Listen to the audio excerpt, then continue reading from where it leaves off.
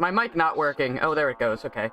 Thank you, Avast! Thank you for telling me I have driver updates, like, just as I went live and lagged me out. Thank you. Thank you for that. Why the fuck do I pay for you? I have pared down the music list again. You are going to hear a lot of dated, probably. I can't shout him out enough. I love his fucking music a lot, and it's like... Why is Twitch gone? Oh, sorry, it looks like the Twitch chat got reset when I switched scenes. That's weird.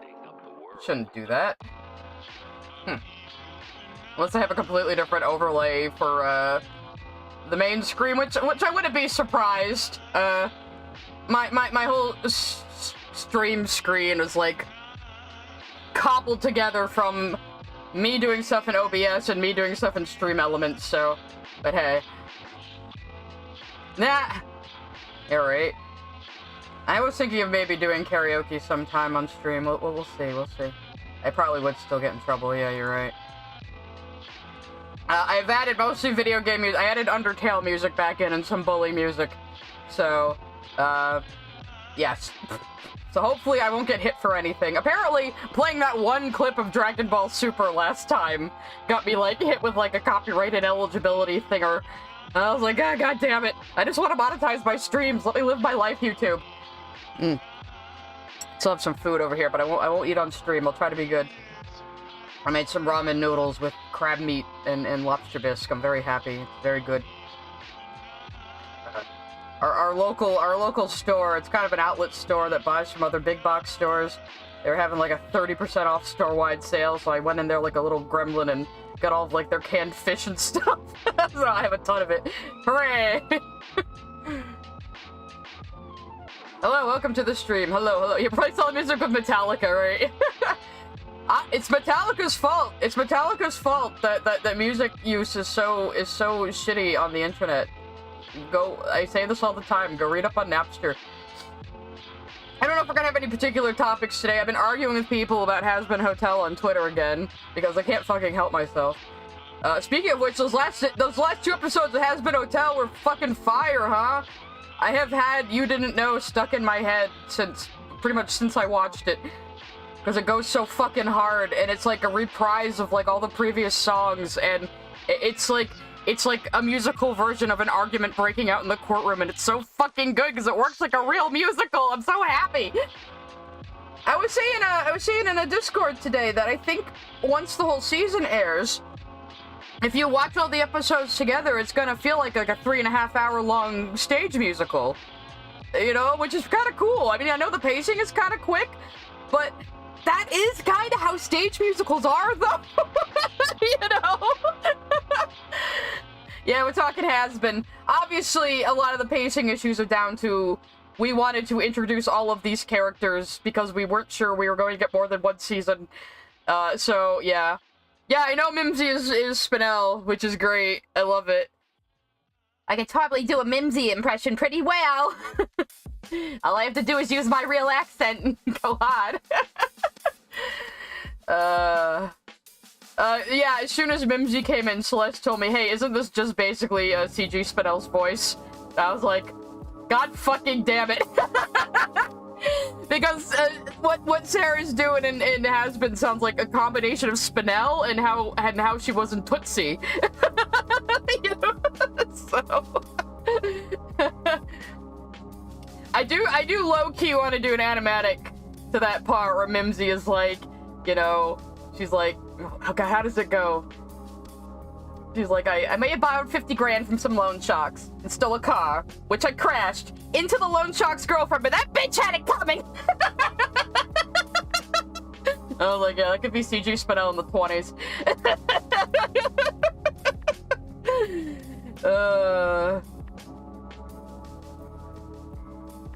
Yeah, well, 8-episode seasons are not unusual for streaming. The problem is it's animation. So with animation, it's really hard to make hour-long episodes. That would be insane. It'd be like making a movie per episode, you know? So I think that's part of the pacing issues, because usually when you have an 8-episode season, the episodes are an hour, you know? I mean, I've argued this before. Actually, before we shade, I might just finish this background. At least the cliff. I have it here somewhere. Hang on. Where the fuck is my layer? No, that's them. There it is. Okay. My Toriyama ass clips. I wanted to do like more of an extreme angle here, but I decided, you know what? Not every panel needs to be fucking complicated. I have to stop doing this to myself. Do I like cheese? I like cheese okay. I'm lactose intolerant though, which I know is strange because I'm very white. I'm very bad at being white apparently, because I'm very lactose intolerant. I like cheddar though. I like cheddar and brie. Those are my favorite cheeses. Brie for some reason doesn't bother my stomach as much. I don't know why. I don't know how that works. Yeah, like I can forgive the fast pacing because at least the pacing's also consistent, you know? And so, okay, we're not getting like super duper complex character development, but again, it does kind of act like a musical. And when you think about a musical, the plot and the characters do tend to be kind of bare bones in a musical, and it's really the music and expressing through the music that's the important part. And Hazbin's just not going to be for people who don't like musicals, because you have to accept the unreality of how musicals work, you know? It's kind of like the Steven Universe movie as well. I remember talking about that with some people on, I think, Reddit, because I was still using Reddit at the time, I know. They were saying, like, oh, I don't know, like, the songs are throwing me off. And I think the thing is, a lot of people see a song in a movie as, like, an interruption, and they're waiting for the song to be over, and for the plot to pick back up. But the thing is, the songs in a proper musical are the plot, and they're telling you the plot. That's why a lot of the songs in Hazbin are basically like dialogue, you know? It's like wicked old school. It's like fucking Evita or something, you know? So, can you tell I was a bit of a theater kid? I got to do the fight choreography in West Side Story one time in junior high, because I was so much taller than everybody else, I wasn't allowed to play Maria, or Anita, even though I really wanted to. But I got to be various background adults because I was like a whole like foot taller than the lead man. So you're Hispanic, yet you're whiter than dried up cream stain, a shag carpeting the reality. And oh my god, that's very descriptive essay. I see the pun of your name now as well, essay. Sounds like Spinell with the personality of Jasper. Oh my god, you're right. Maybe that's just their fusion voice. Let's see. I'm catching up with the chat. I'm sorry. I'm so bad at this. Someone complained the court scene shouldn't have been a song. It's a fucking musical! Jesus Christ. Why can't people be normal about this fucking show? You know? Actually, I was talking about this with a couple of my artist friends the other day. I think it was Celeste and Skrill, actually. Skrill's in the chat, by the way. Skrill is who I'm going to be playing Pal World with tomorrow, if you saw that update. If you don't know, Skrill and I are going to stream Pal World tomorrow as a kind of test run for me doing gaming streams again. So we're going to do it at 1 p.m. because Skrill's in Poland, so we kind of have to balance our time zones a bit. So you finished? You built me a room, Skrill? Oh, you're taking such good care of me already. Skrill's gonna be teaching me to play Power World, though I have played Ark, so if it's anything like Ark, and it looks like it's basically fucking Ark, I will probably pick it up. Power World. I know, I'm terrible. Yeah, Lily, like, delisted Steven Universe's garbage for, like, 12 hours and then put it back up in a little hissy fit, and I guess Lily needed attention, so... Keith David is weird casting. I don't care. I love Keith David. He was my fucking childhood. I was really into gargoyles when I was a kid. That was the first time I heard Keith David, so I know him as Goliath. And of course, he was Admiral Anderson in Mass Effect, who I got really attached to because I made him my Commander Shepard's like father figure, so I was bawling like a fucking baby during Mass Effect 3. Spoilers, sort of. But, yeah, I love Keith David. I don't care. I think he fits Husk fine. I know Husk has a little bit of a cute kitty face. That is also kind of funny to hear such like a gruff, wide voice coming out of him, you know? Want to see Steven Universe as a PG-14 show? Yeah. Hey, we got some AUs for that, Jelly. Go read Walk the Line and Neo Pink Diamond. I feel the first time I did AU shoutouts, I forgot Walk the Line, and I felt so bad because I'm like in Nugget's freaking server. I forgot it completely. I'm so so terrible. It's because it's a Steven AU, and I mostly focus on gems, not humans, you know? If you want Steven, go watch the fucking show, right? You've been watching your uncut reaction? My uncut reaction, rather. Yeah. Yeah, I left... I mean, I think initially I was only gonna have, like, the Twitch streams up. And then for whatever reason, I was possessed to make that Utena cut, because I was kind of impressed with myself how much I recalled about Utena, having not actually watched it fully in, like, fucking 15 years. Because that show was just fucking tattooed onto my psyche, I guess. So I made that video, and then the next week I did the reaction to Lily's SU movie video, and I was like, you know what, I bet I could cut those two videos together, and then that's what I did. Bruce Timm hated gargoyles? Well, I guess gargoyles was kind of invented to be a direct competition to Batman the Animated Series, like it absolutely was. Disney was trying to compete with them. But both shows were really good. Well, apparently, I've heard a little birdie has told me that Lily Orchid is going to do a video on Hazbin Hotel, and I can't even imagine the disaster that would be. So we'll see. I mean, I will do more reactions on stream in the future. I mean, if it's funny enough, I'll cut it into a video. If it's not funny enough, then, you know, whatever. I'll have a VOD up, maybe. I'll take a highlight, at least. You know, I'm not gonna turn every reaction I do into a video. I'm not aiming to become, like, a career YouTuber. But I will try to keep giving you guys content. At least with the streams, too, you know? And, of course, I've seen Hell of a Boss. I actually, because somebody showed me the pilot for Hazbin back in the day, and then showed me the pilot for Hell of a Boss. And they were a little upset with me that I was like, oh, I like this Hell of a Boss thing a lot more. So, even from, like, the beginning, I preferred Hell of a Boss to Hazbin. I think I still kind of do, but I really appreciate Hazbin. I really appreciate how far an indie animation has come. I appreciate what it's doing. It's very unique. It's very different. And I'm so surprised at how broad the appeal is. Oh yeah, I didn't finish my point from earlier that I started, because, you know, I do that. I start a point and then I wander off somewhere. Guys need to keep me on topic, goddammit. Anyway. So, yeah, I was talking to Celeste and Skrill about how we look at Vivzi's art and we think, oh, cringy Tumblr DeviantArt OC. But maybe we're the ones who need the attitude adjustment, because I have seen such a wide variety of people enjoy Hazbin Hotel. And they don't have the background we do of, like, oh, this is how cringy Joan and Vasquez fans draw.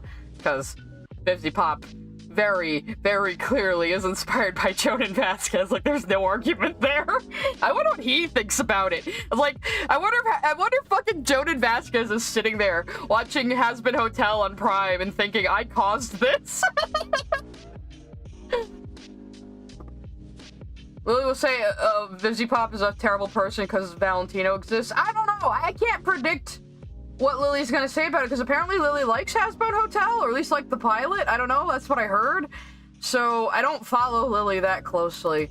And Lily also has me blocked on Tumblr, so Lily's at least aware of my existence. So I can like, just, you know, I'm still like just throwing little peanuts at you, Lily. You can't silence me. Nobody can silence me. Even if they really want to.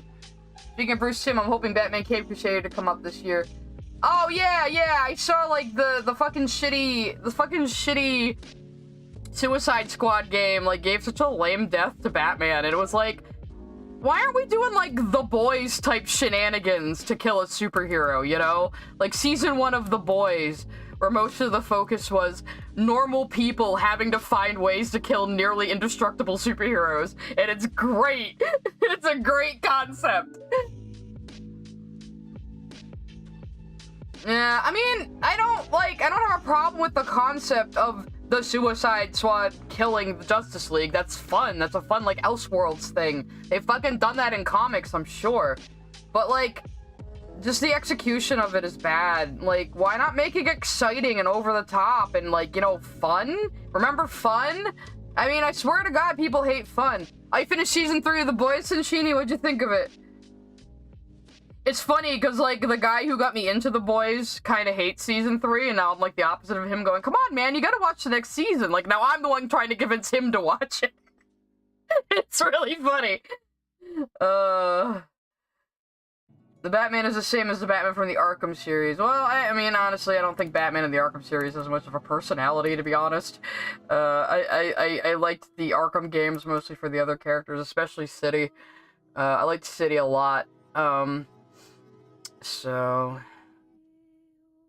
I mean, I was watching a video from 6 years ago on Lily, actually, the other day, because I was looking for something to listen to at work. My brain needed background noise that day. And this video from 6 fucking years ago came up, and I guess Lily's just always been an asshole. And this video was like, Lily used somebody's art in her pony video without permission, and didn't credit them, and when the person asked Lily to credit them, Lily made an entire video about how artists are divas for wanting to be credited, and they charge too much for commissions, and this particular chick that said, don't use my art is a bitch. You know, that was the entire video. It was like, fuck, dude. What is the matter with you? Like, you just make a hit piece on someone because you use their art without permission? Like, what the fuck is that? See, in the game, Batman recorded a video that was like, there is no plan to kill me. You will have to use your years of training. The video was for Robin and Batgirl. The squad got the video instead. Yeah, like, I mean, like, I like Harley Quinn. But she is just a normal fucking person with a gun and a mallet. Like, you know, she's not, she don't got super strength and shit, you know? I guess, well, neither does Batman. But, I mean, that's the thing about Batman and most Batman villains. They're not supernatural. You know, but Batman's still like a fucking, like, you know, 8th Dan black belt fucking ninja. You know, with a high-tech suit. It should be a little harder to kill him. If the Suicide Squad had to, like, be clever about it and use, like, really dirty tactics, that would be fun, you know? That would be fucking fun. Why not do that? I swear, like, it's like there's so many of these, like, it's exactly like the people with bad media literacy. So many of these people making shit now, like, don't understand what the fuck fun is. They're too worried about, you know, sending a message and being, like, progressive or whatever, you know, and then usually they just embarrass themselves by accidentally being the opposite. But, your Suicide Squad watch would be Harley Quinn, Poison Ivy, Deadshot, Peacemaker, Clayshade. Yeah, King Shark. Yeah, that'd be a pretty good one. That'd be a pretty good one. You know, it's a shame the fucking Suicide Squad movies sucked. Because, honest to God, Margot Robbie, perfect casting. Viola Davis as Amanda Waller, fucking perfect casting. Like, goddamn. Harley Quinn is sexually assaulting people. Okay, so it's okay when she does it? Alright, game. Okay. I mean, I wasn't intending to play it anyway. I haven't played any AAA games in a long fucking time, to be honest. I mean, the next AAA game I'll play is probably when I finally buy Mario RPG on the Switch. Because I really want to play it. Because I love Mario RPG. Oh, Lily used to emulate zero punctuation. I think this guy pointed that out, actually. Let me find the video itself, because it was like... It was a channel I hadn't heard of before, and he just popped up in my recommended, which is why I love my recommended, even though it gives me shit sometimes. Where the fuck is my history? Okay. What am I looking for? I've been watching a bunch of, like, fucking Breaking Bad videos again, too, for some reason. I don't know, there's background noise. Where is this guy's fucking video? So I can shout him out, and you guys can watch it if you want to. There it is. There it is. Where's my distracto-vision? This guy. Aaron Tempest. Digital Dissections, episode 2. Lily Pete. I guess Lily went by Pete before. Is that Pete, like Pete Moss, and then orchids grew out of that? Is that the idea, Lily? Anyway, this guy's got like a little Sona in a background and everything. And I think he does point out that Lily used to ape Yahtzee. And then he has like, it looks like he hasn't updated in like 10 months, but he's kind of a slow updater. But I think I'm gonna watch more of his stuff. Did I subscribe? No, I didn't subscribe, but he's in my history. So, oh, he's gonna, oh god, he's got another one on Lily. I didn't even see that before.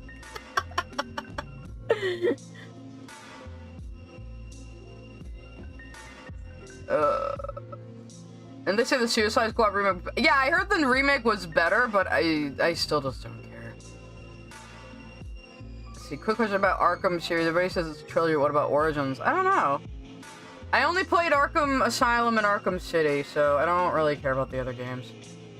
Lily's the queen of holding. Yeah, I know. Like, I know Lily hates a person named Josh. I have no idea who that is because I was never a pony person. I said I wouldn't eat on stream, but I'm finishing my ramen.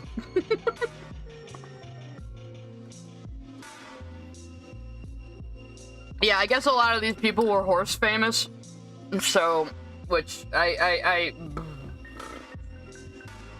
what was I saying? Yeah, I am a weeaboo. Also, my mother keeps, like, filling out her Prime, grocery orders with ramen and then giving it to me, so I have like a shit ton of ramen in my pantry that I have to figure out what to do with. So I've been I've been making various ramen meals. The X's garbage in here restaurant ripoff of H-Bomber guy. Yeah, I think so. Who's Zero Punctuation again? That's Yahtzee. He used to work for the escapist Sherlock.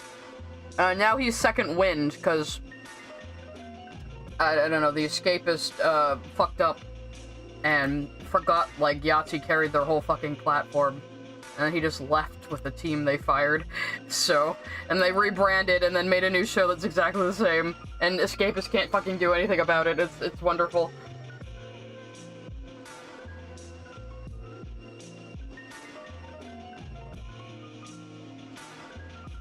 Yeah, I just wish, like, if you're gonna make a game where fucking the Justice League kills Batman and Superman and shit, like, make them have to be clever about it. Make them have to actually try, you know?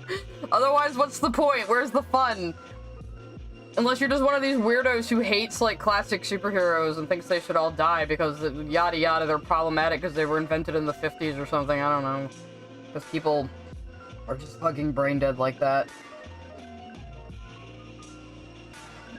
I did draw the rest of her hair behind that. Okay, good. Alright.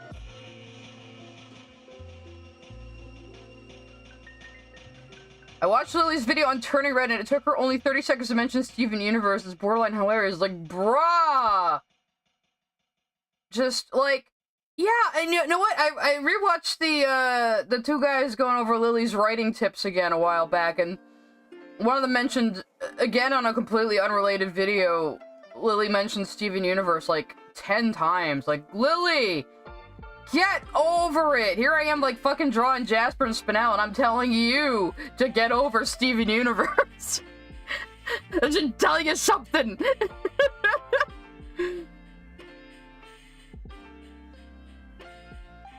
Suicide game that plays like XCOM, doing various missions around the world, yeah. I barely know how XCOM works, but, ew, who takes inspiration from Movie Bob? Ugh. Josh had Lily as an editor. Lily tried to make changes without permission, made uncomfortable insinuations about Josh's love life, called him a fake Marine.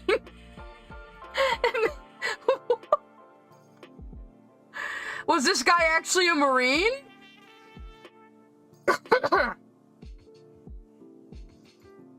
Yeah, Lily seems like she holds grudges, but she's just ignoring me, probably because I can dish it out. Probably because I'm the person there who will get down to your level and be better at it than you. Because someone was like, oh, your video was really mean-spirited. I was like, I was exactly as mean-spirited as Lily. That was the point. Josh was a Marine, but his MOS was in the Marine band. I do not know what that means. I I don't know much about the military, but I do know accusing someone of stolen valor is pretty fucking bad.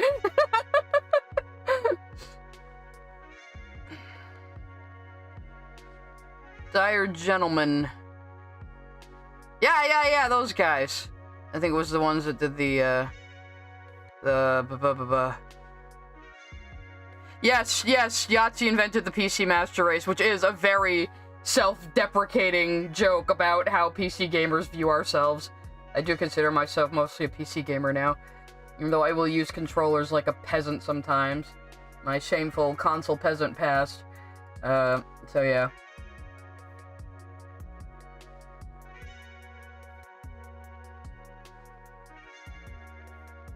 Well, Lily may not have watched any critiques about her, but she sure did block me on Tumblr before I even released my video, which is kind of funny. Because I think I was trying to get to Lily's Tumblr to get that smug face emoji she was using at the time, and I found, like, I couldn't view the blog, and I was like, oh. It's gonna open one of the past pages to get the shadows. And alright, I was gonna show you guys a preview of something else, too. That's right. I'm remembering what I planned to do today. It's amazing. Get pages. 13 to 15. Yes. Yeah, I did stream the first Deltarune on Twitch. There is a VOD, but I didn't finish it. We got to the end, and I was having trouble with the end boss, and my wrists were hurting, and I was like, maybe we'll finish it some other time, and then we never did. But I didn't have a lot of people watching me at the time, either. You put the OCs. Oh, yeah, we tried to make ChatGPT write a Lily video last time, and it didn't work. I was thinking of trying the Bing one, though. Yeah, like, Rebecca Sugar is, like, one of the least problematic people in the world. It's so funny that Lily...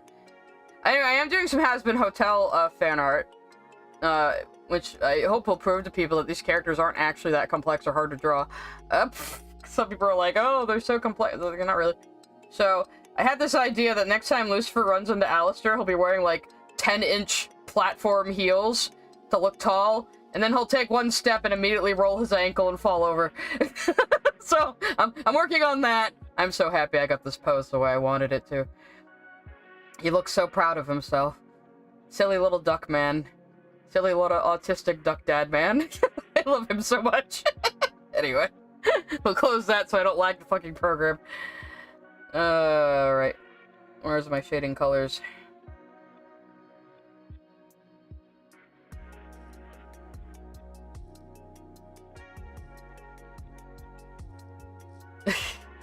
Lily has an Encyclopedia Dramatica page?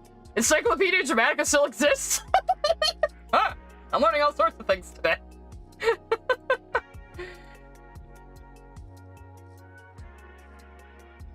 I use more reddish shadows on Jasper over here.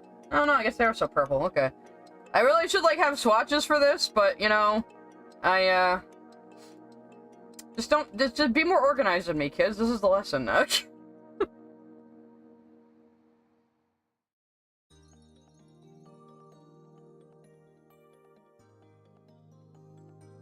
You're the first of my video, Jaden, yeah.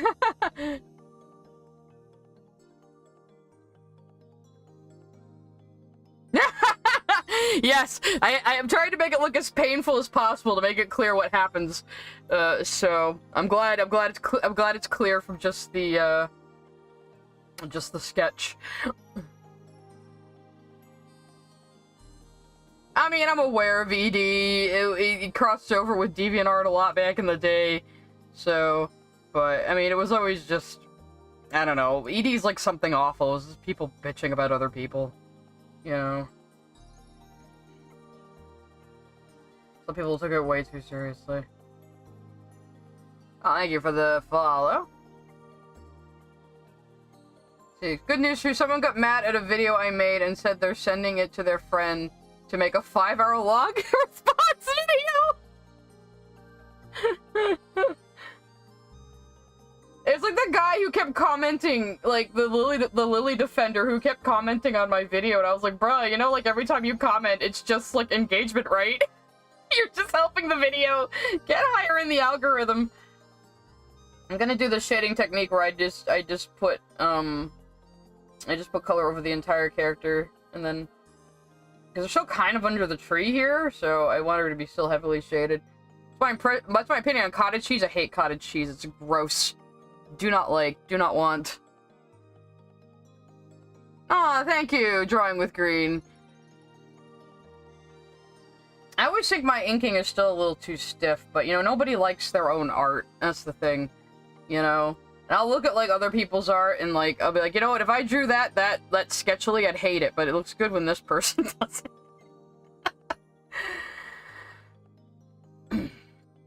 I mean, I use enough cues from SU's style to make it, you know, kind of look like the style, but if you actually compare my comics to the show, it doesn't look fucking anything. It's just my style with some SU bits tacked on. And I've definitely been leaning more into my own style as this comic goes on, and I'm just like, yeah. Look, I'm just fixing some stray areas. I'm not zooming in on her boobs for any other reason, okay? Anyway. Look, if there's one thing Steven Universe fan artists can all universally agree on, it's that Jasper has giant tits, okay? We've all agreed on this. An unspoken rule. I thought Lily Orchid already did do Owl House. Like, isn't there a few videos Lily did on Owl House that also pissed people off because Lily has garbage opinions? And just, like, repeats, like, hate stuff without, like, actually watching the shows themselves and just shit like that. Why would big tits be offensive? I have big tits. Some people just have big boobs. Big bub.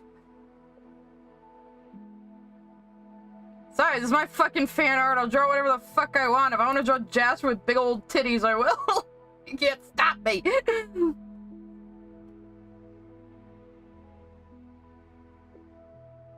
Lily has a strange feat of power. Everything she says is infuriating. Yeah, like, just watching other people react to Lily is like every single time people just lose their fucking minds because Lily just, like, cannot ever have a sensible opinion on anything. Like, do you literally have brain damage? Jasper's muscle chub. Yeah, I try to draw Jasper like she's got... I try to draw corpses in general, like they've got a layer of fat over muscle. So... I've never watched Hoot House. I know everybody tells me to watch it, but, like, I never had that much of an interest in it. So, maybe one day I'll get around to it, but I don't know. I don't know. Just, nothing about it, like, terribly interests me that much. I mean, not that I think there's anything wrong with the show or anything. It does seem like it's more of a... I know I watch Steven Universe and like Steven Universe and all, but it does seem like it's more of a preteen demographic. I don't know. Maybe someday, though. Maybe someday. Hoot House sounds so much better than Owl House. I don't know, I'm supposed to call it that.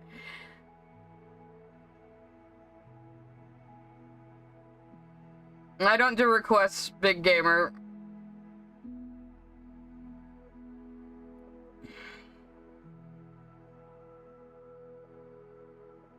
I haven't seen the first episode, no. Well, I do need to get back into my brother's Disney Plus account, so maybe when I do that.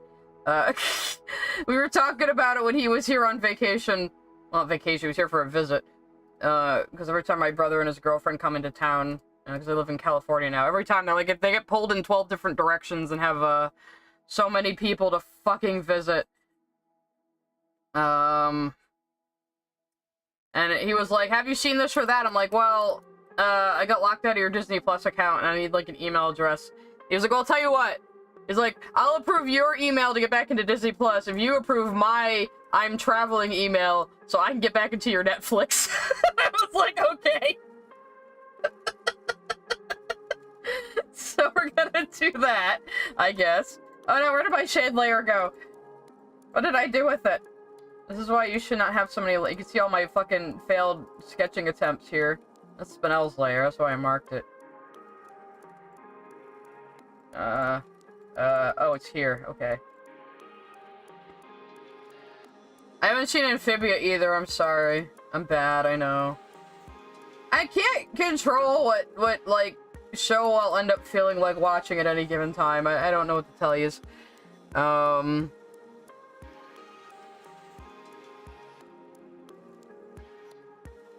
Okay, so one thing I would, I guess, advise about drawing gems is they're very segmented.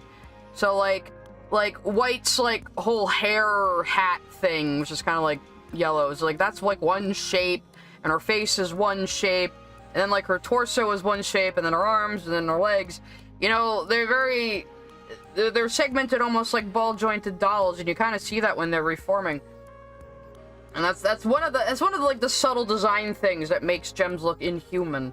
Their segmentation and the fact they have no ears just very subtly makes them look not human. You know? I'm glad that they decided not to give them ears, because they had ears in the pilot. It's just one of those. This is one of those what am I trying to say?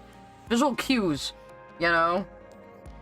Like Red Letter Media would say, "You may not have noticed it, but your brain did." So, you're gonna do Carrie in the Owl House? I could see that working too, Jaden, though, because wouldn't Carrie, like, essentially be considered a witch, I guess, right? With her powers. I think, from what I understand of Owl House, it's like an isekai, right? Loser. Luz means light, right? Yeah. Luz gets isekai'd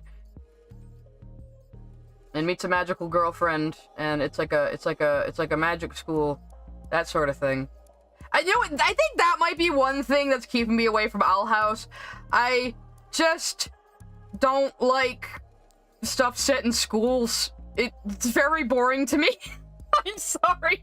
It's like I watched the first Equestria Girls movie out of curiosity. I'm like, oh great, it's just a high school setting. Woo! I'm so bored. You know?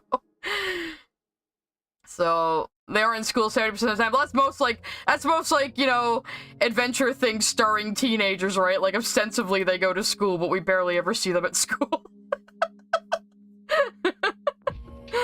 So,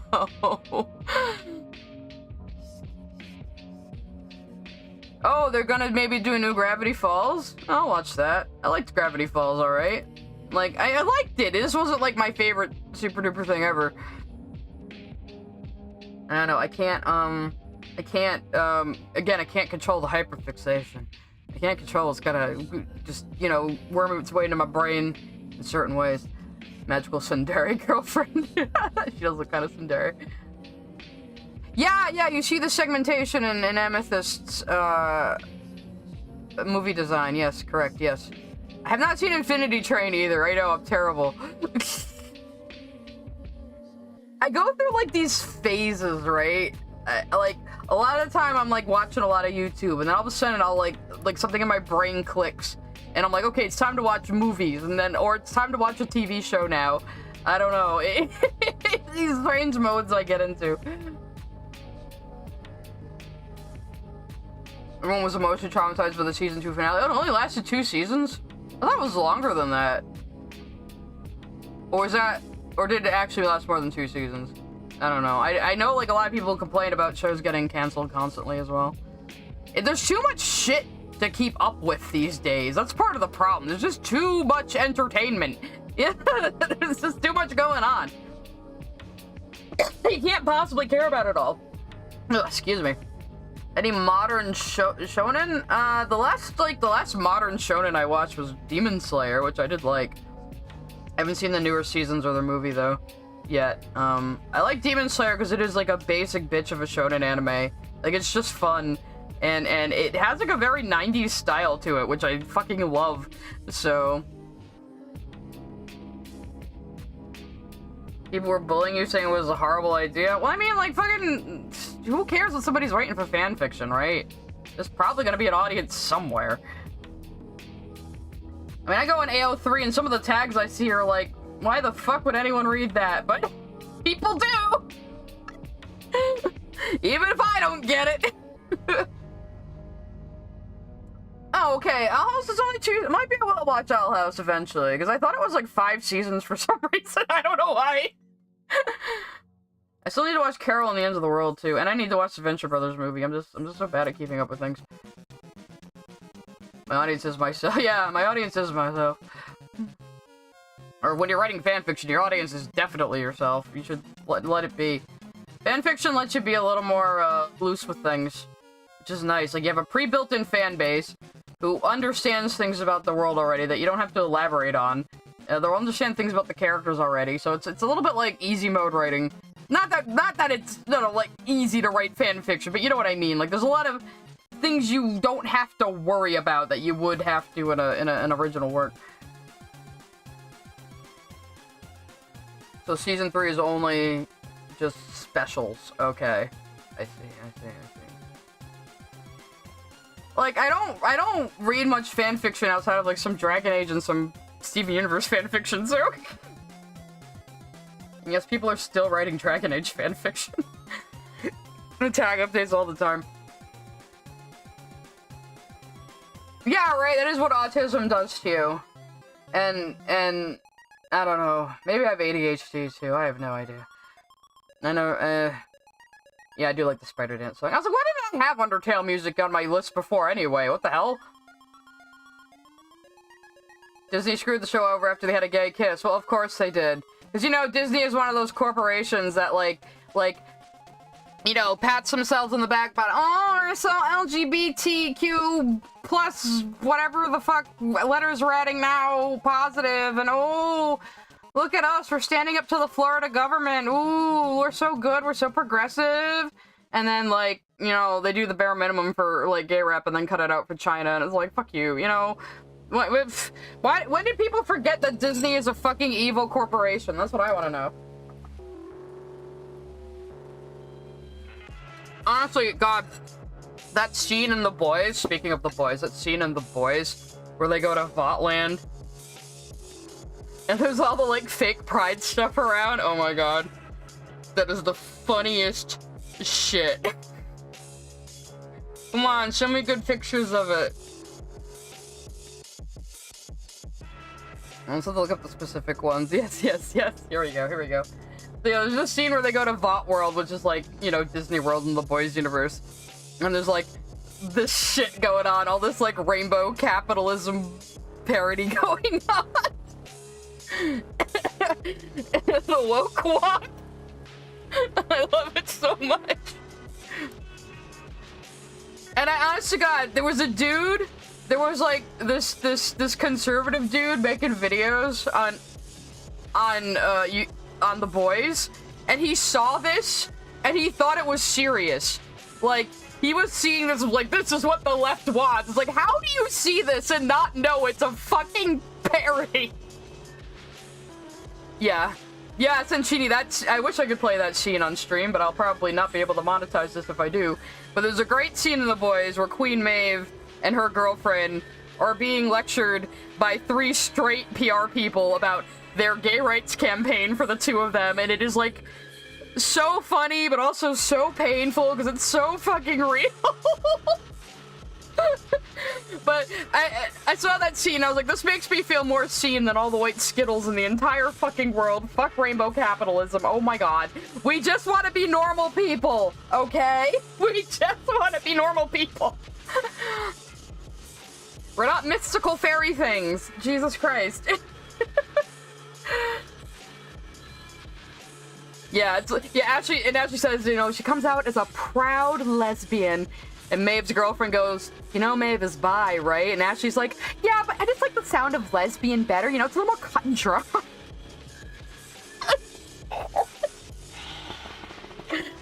Colby What's-Her-Face, who plays Ashley on The Boys, she is one of the funniest fucking actors on that show. That is basically the only reason... I mean, look, actually, let me look up the actor's full name. Ashley, The Boys, actor. I know she was on Mad Men, which I never saw. Colby Minifee, that's who she is. The only reason Ashley is still around in the show and is now CEO of Vought is because Colby Minifee is so fucking funny, they just wanted to keep her around. So they had to contrive reasons for Ashley to still be involved. So now she's the fucking CEO. It's great. I love it. But yeah, yeah, it's just like the evisceration of rainbow capitalism on the boys it waters my crops, it clears my acne, whatever the fuck we say these days. It's so good. And then, of course, there's all the idiot conservatives who watched the third season and went, "What do you mean Homelander it has a bunch of references to Trump being a dickhead?" It's like, have you not been paying attention, like, this entire time? It's like, yes, the show can make fun of rainbow capitalism and also curb stomp a Nazi and... and make political references with homie over there. So... It's almost like they criticize everything and both sides and how crazy fucking people can get on either side of the political spectrum. Wow, it's almost like the show is just saying fuck you, which is why I like it. I like Invincible as well. I watched like a 5-hour video on the future comic plots to get ready for season 2, so I was not alarmed by the bug sets. I saw an AI voiced video of Omni-Man explaining why he fucks bugs to Mark recently. That's why I'm laughing so hard. It's good this week? I don't know, I'm just...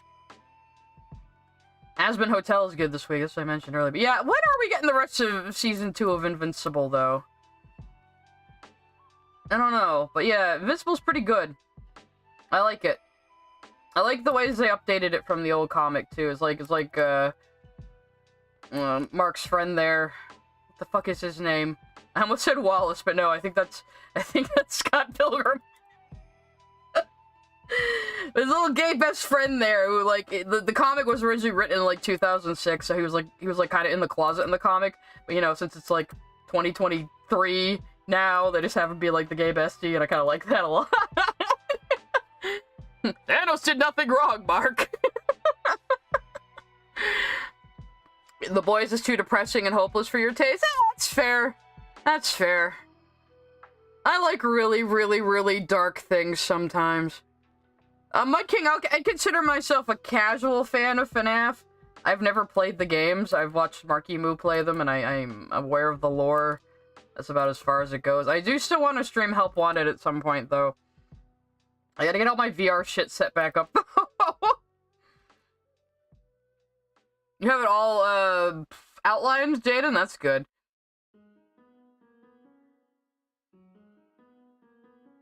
As a Hispanic, there's literally no worse representation I've seen than Primos in, like, one trailer alone. Yeah, you know, it seemed a bit iffy. And then the lead voice actor for Primos came out and ran her fucking mouth on, like, a Twitch live, or not a Twitch live, TikTok or some bullshit. Saying that, well, we don't have to pronounce Spanish correctly because Spanish is a colonizer language, she says, in English. It's so fucking stupid. I can't with people like that. I just can't.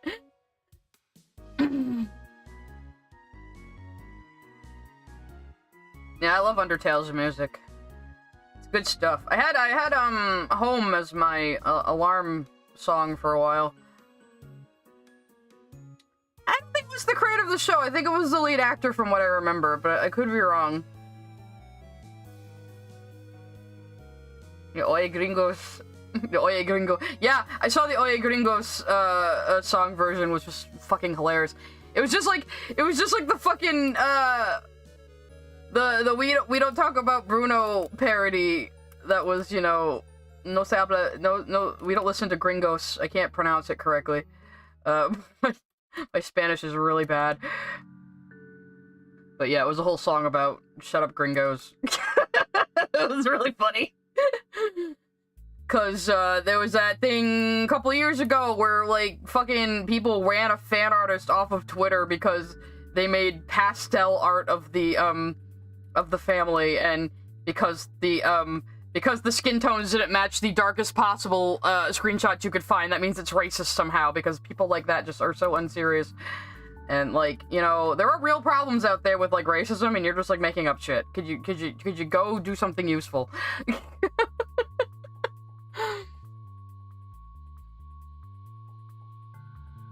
If gems can get high, I don't think they could. You'd need a circulatory system for that.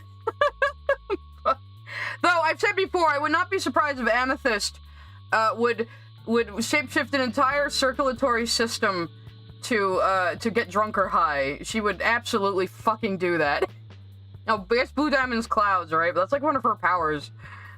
She has powers over gems. Because all the gems come from the diamonds.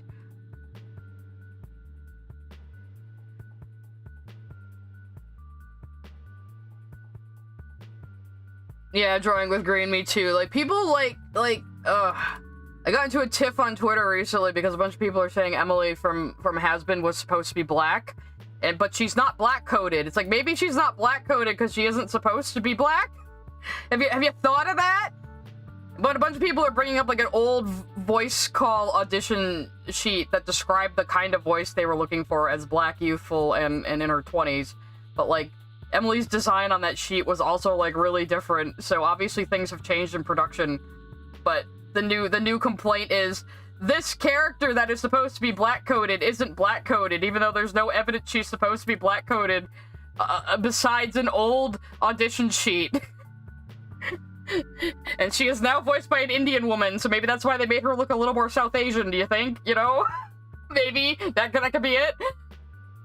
Oh, Christ.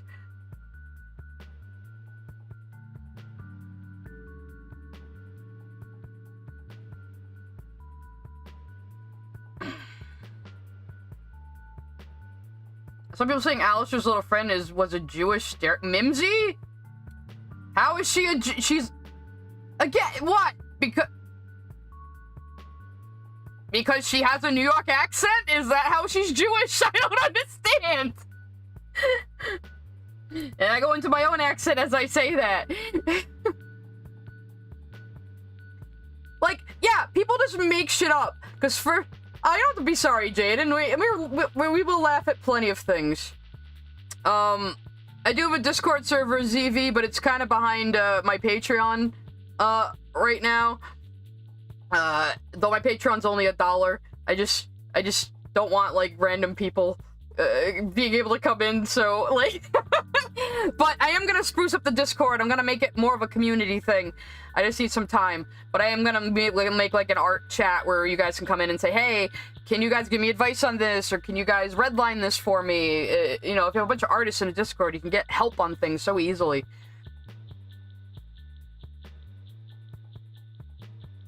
I get most mad when someone on Instagram comments on a humanization fan art with X is black when X is literally a multicolored animal in canon.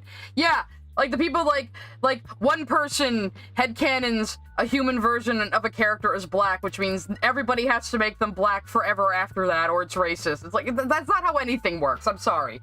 You know, Christ. She has a Jewish nose. I mean, if you see a character with a prominent nose and go, that's a Jew, I think you might be the racist one. I'm just saying. Let's bring up a picture of Mimsy, then.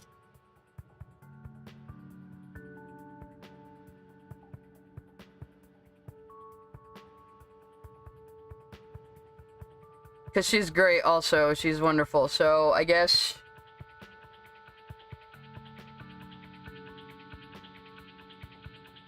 So, people are saying she's Jewish because nose.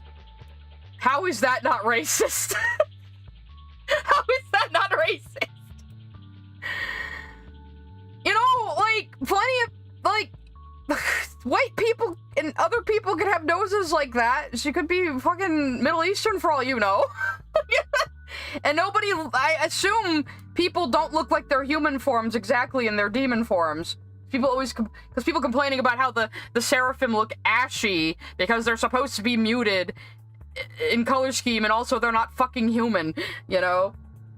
So, God. No, I wasn't born in New York. I'm from Rhode Island, but my accent sounds very close to a New York one. It's because of where I'm from. Yeah, she's a flapper. She's a flapper burlesque chick who could be anything. But who cares? Does it matter? Yeah, but then I saw people like 1 week, the Hazbin aunties are like, Vivzy Pop doesn't draw any fat characters. She only draws skinny characters. And then Mimsy shows up and they go, well, Husker being annoyed by Mimsy means all the characters hate the fat one. So that means this is fat phobic. The show can't win. These people are just determined to hate it. And then they get mad at me for calling out their bullshit. Like, it's like, yeah, well, you're the one being fucking not normal about a fucking cartoon show, you dipshit. I like Mimsy. She looks like she knows how to have a good time. I'll say, too, doesn't everybody have, like, that friend, that one friend who's always causing trouble? And who's always in trouble with somebody? Come on, everybody has that friend, right? Why is everyone obsessed with black features on non-human characters? I don't know. It's like, okay, so Sarah, who obviously has black features. Let me bring a picture of her. Sarah Hazbin Hotel. Like, and is voiced by a black woman. Okay, the best picture I can find of her right now is her with the fucking fire in her eyes, but okay. So, maybe not the most friendly picture, but, like, you know, she's voiced by a black person. She has like black coded features, but because her color palette is pale, that means she has ashy skin and it's racist. Apparently this website's dangerous. Even though this is obviously a deliberate design choice to make because what do you think of when you think of angels? You think of clouds, you think of air. So they have a very subdued, airy, pale color palette. That doesn't mean, oh, I'm trying to make an ashy black person to be racist. It's so fucking stupid. You know, I can't with people like that. I just can't. And then, of course, they say, you're white, so you don't get an opinion. It's like, well, you're being dumb, and I can have an opinion on that, I think. Nose, blonde, and money obsession is usually part of the stereotype. Is blonde part of the stereotype of a Jewish person? I don't think it is. Pretty sure it's the opposite, actually.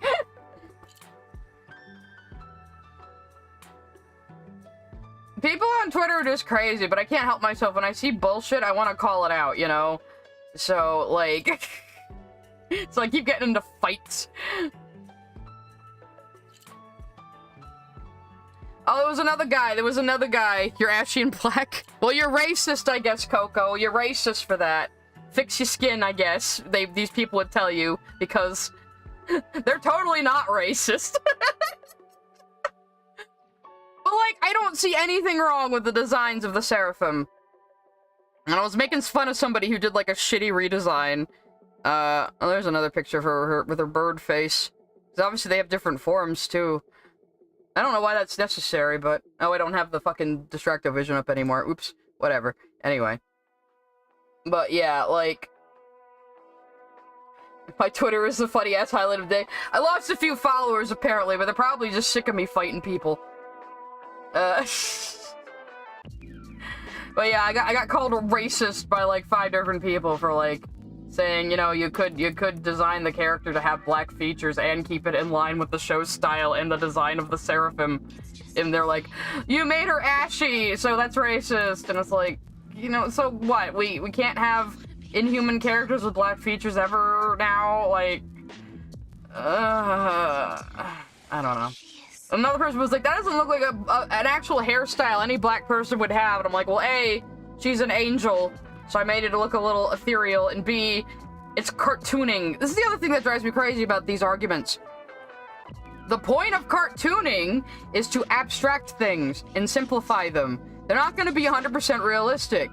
So saying, like, black characters specifically need to have, like, realistic hair when nobody else does seems you know, a little, like, kind of, like, you know, positive racism, I guess, you know, that sort of shit. It's like, oh yeah, look at some of the other fucking hairstyles on the show, like, you know, or, like, I mean, like, they're saying, oh, you have to draw black people's hair, like, completely accurate, no matter the style. And all I can think of is like, okay, so are we then saying that the hair of other races is always realistic and everything? Because I have some questions about that. I have some questions about where we draw the line and how realistically we depict hair on fictional characters. You know, it is always really funny to me how Final Fantasy characters always look Asian, even if they're supposed to be white. Because, you know, it was made in Japan, that's just how it is! And it's not a problem. It's just a little funny. Huh? Oh, Spencer, I just delete the stream VODs from week to week, like on Twitch, because, I don't really see a point in keeping around old streams. And I'll make clips if something funny happens, but most of my streams are just like this, where we're just babbling and talking about bullshit while I fail to draw. I should be I should be working.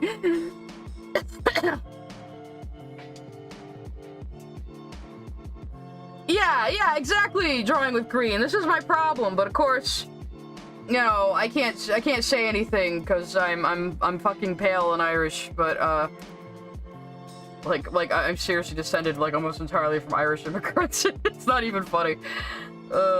I think I told that story before, like early on in the DNA testing stuff, I got my mom one of those kits because she's really into genealogy. It's like her hobby. And I was like, oh good, I paid $120 to learn what I already knew. We're really, really, really Irish.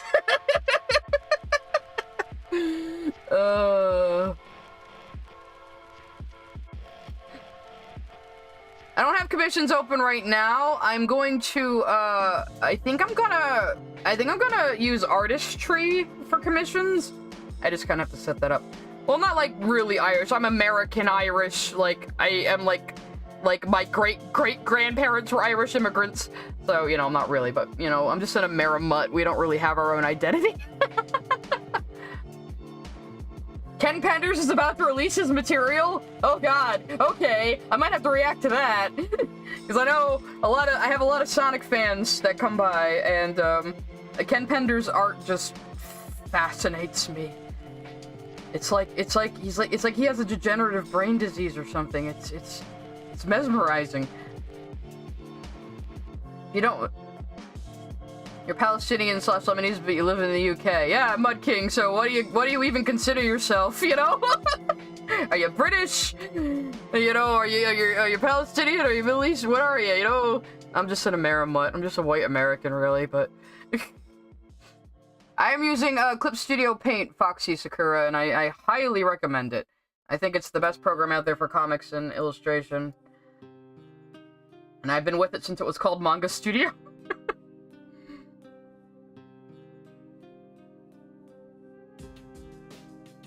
The argument is because of minstrelly. Well, yeah, of course, heck, of course, minstrel fucking things, like the fucking racist centaur in Fantasia that Lily Orchid likes to throw up on screen all the time at any given opportunity for some reason, you know? That shit's bad, but, like, you know, saying, like, a character who's an angel being a little pale because that's the color palette is racist is just like... what I mostly hate is people who, like, take things that are sensible good causes and then take them to such an illogical extreme. Just to have an excuse to yell at people. It's like, you're not helping anything or anyone anywhere. And yes, I have seen Hazbin Hotel, Gyro Sick. I've never pronounced anyone's name correctly, get used to it. I love it, it's good. Yeah, it used to be called Manga Studio before it became Clip Studio. I had Manga Studio 5 and I got grandfathered into Clip Studio Paint, which is why I have the EX version. Honestly, you do not need... I've explained this before. You do not need the EX version of Clip Studio Paint. Pro has everything you need, and it's like $50. So, I highly recommend. It is a bit of a learning curve, though. Clip Studio, it has so many functions, so it did take me a little while to get used to it. But highly recommend. It's so powerful. Let's see, what else were we talking about in the chat? A lot of characters, 20s and 30s, were based on gollywogs, which are blackface dolls. Yeah, I know, yeah, I was talking about, and I was talking a bit about darky iconography, which is actually what it's called. with the whole Lily Orchid again, bringing up the stupid racist centaur from Fantasia that nobody, you know, nobody under, like, 45 would have ever seen, or even, like, under 50, I think, you know? You didn't believe when I said it was 40? Well, I am. A few people on Twitter were, like, trying to, like, dig at me for that, too. They were like, you're 40, you're 40. I'm like, yeah, I'm very open about my age. So, like, what's your point? I also just don't want people to, like, look at my art and think I'm, like, 20 and be like, how are you so good already? Though I look at actual 20-year-olds who are really good at art and also say that myself. Like, oh, you fucking prodigy children. I hate you so much. Easy Peasy's videos on Steven Universe are just disgusting outright. And I refuse to play them on my stream. I don't, like, Lily at least has things to respond to. You know, because Lily is doing, like, bad faith criticism of a cartoon. That is worthy of, not worthy, but, that, you know, you can respond to that. Easy Peasy just spends, like, half the video just being racist. Just, like, being outright fucking actually racist. Not even, like, trying to be progressive and ending up being racist, like Lily, but just, like, actually blatantly fucking, I'm a racist. You know? That's Easy Peasy's video. So, I am not, that's not even fun to react to. I'm not touching that shit. Fuck that guy, honestly. We did one on the video movie too. Ugh. Easy Peasy said Jasper was a zoophile because of the fusion. Oh yeah, because fusion is sex, everybody. It's not like the corrupted gem was another Jasper, and Jaspers are expected to fuse in combat or anything. You know, like team and business relationships. Mm-hmm. With age comes wisdom. I hope so. My brain does feel like it's been more developed, though, as I got older. Because, like, I am autistic. A lot of people can't tell now. But believe me, when I was younger, it was pretty obvious. A lot of you might say it still is pretty obvious, but, Oh, Skrill is sending me. Skrill is sending me old art of hers.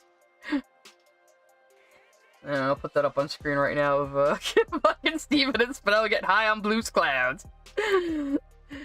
Are they weed clouds or are they Xanax clouds? I'm sorry, I don't know why people's messages keep getting redacted.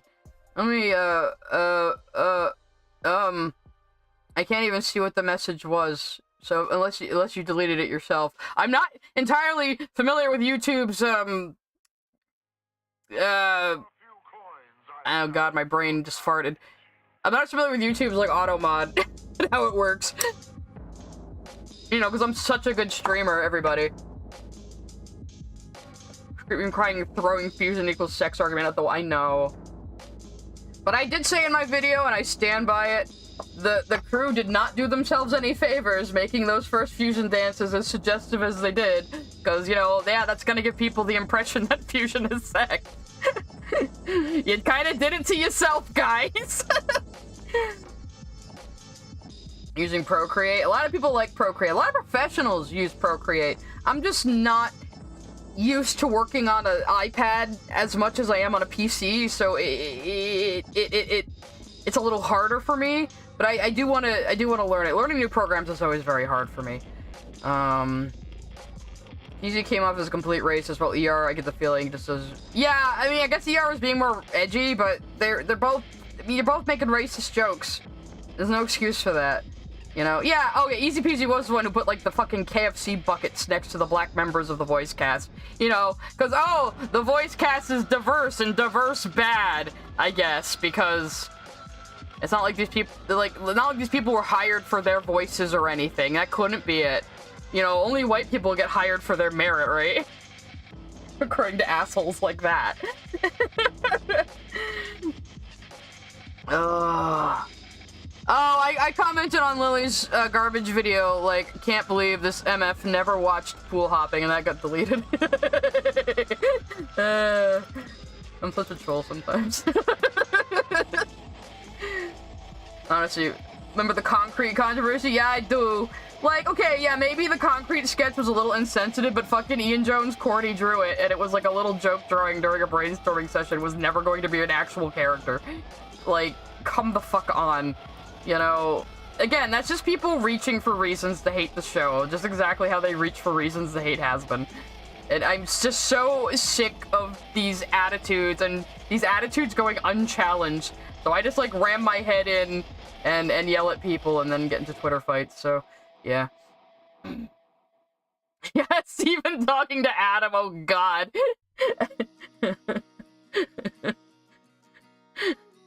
Adam would probably call him the F word.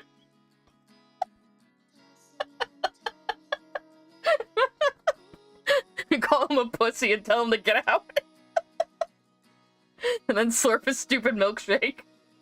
Honestly, Adam is an example of one of those characters who's an asshole and a terrible person, but that's the comedy of him, and you're supposed to laugh at him, you know? I think Easy Peasy was also the one who put, like, fucking chimp noises over Sugalite, so yeah, like, extra super duper fuck that guy with a spiked dildo, you know?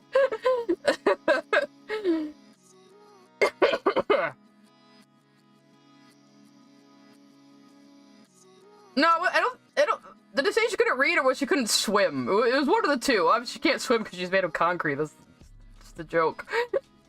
I don't think any gems can actually swim, actually, because their auto-gravity just puts them at the bottom of the ocean.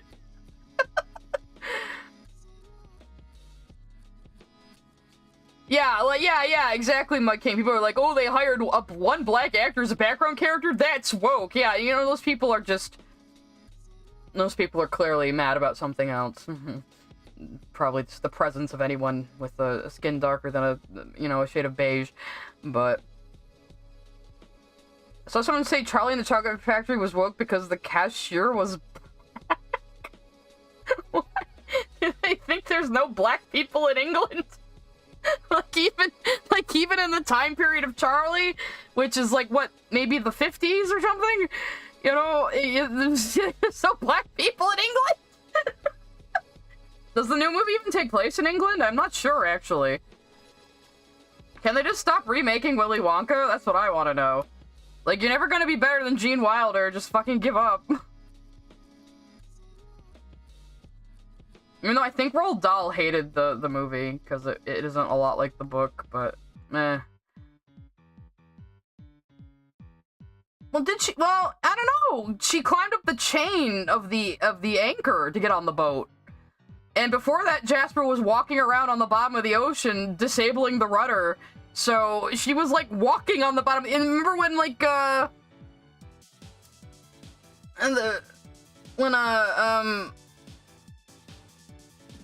they're searching for Ruby, right? Doesn't Amethyst just like walk into the ocean? You know, they seem like they can't swim. They had life vests on too when they were looking for malachite, so maybe that's because they would just sink like fucking stones if they fell in the water, which I would believe. Yeah, she also fell into the crust of the fucking earth in the ocean, so, and she just sank like a fucking stone. But yeah, I mean, a gem's like body mass adjusts to whatever gravity situation they're in, so it seems like they can't float in water. Unless, I guess, they purposely do it or something. So...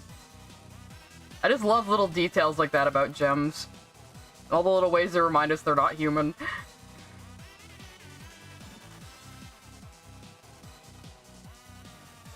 I think they were just looking for malachite because malachite could possibly be a problem in the future, you know, and maybe they kind of wanted to save Lapis. I don't think they gave a shit about Jasper, to be honest. Oh god, we got Metaton's theme on. I'm getting flashbacks all the times I lost his fucking fight because I'm terrible at bullet hells. I'm like, I did mention my first game stream on Twitch was Undertale, and I'm like notoriously bad at it. I'm just bad at bullet hells, so I'm like bad at Undertale, and that's like kind of embarrassing. I swear I'm good at video games, guys. Let's see. Fun fact, Charlie from the Chocolate Factory is supposed to be black. Roald Dahl's wife said that it was the intention, but Roald Dahl changed it for the publisher. Well, I mean, if you read the original book, the Oompa Loompas are actually, African pygmies. Because Roald Dahl was a British author in the 40s and 50s, so... It's just a little funny now. I mean, I don't think he meant any harm by it, but, you know... This is kind of how things were back then! I've only played the first chapter of... No, I have played the second one, because I played the one with the Queen in it. Okay, I've played the first 2 chapters. Well, yeah, Roald Dahl was racist, but again, when did he die? Let me see. Roald Dahl. When did he die? He died in 1990. And he was born in 1916, so just to give you an idea of the time period he lived in. That's the other thing I don't like. They're like, when people are like, this person in the past had problematic opinions. It's like, well, yeah, but it was normalized at the time, and there's plenty of things now that you think are normal that people 50 years from now are probably going to find shocking and horrific, you know, and you're going to be the same way as the old people now, where you try to explain yourself. I think people really have to keep in mind that people are a product of their culture and their time and their environment, you know? Like, I brought up, I was talking about the whole darky iconography thing, because Lily kept bringing up the racist centaur, and about how, like, there's, one of the censored 11 from Warner Brothers, from Looney Tunes. The censored 11 are ones that are just too racist or problematic to air anymore. But one of them is called Coal Black and D7 Dwarves. So you can guess what that is. It's a black retelling of Snow White. And it was, but the people who made it were like trying to like honor black culture and like black jazz singers. But you know, the short is very racist to us now, but at the time those people probably thought they were doing a good thing, you know. So it's a little more complicated. You know? But again, you can't decide you're on the right side of history. You'll have no idea if you're on the right side of history until history is already written. So these people acting like, well, I'm gonna get ahead of the game and be the correct person for all time, like, and then they just end up saying like racist things by accident or being assholes to people, and it's like, yeah, okay, I don't think this is gonna go the way you think it is, buddy. Meditone's theme was playing. Why is the YouTube chat so slow? Yeah, so, like...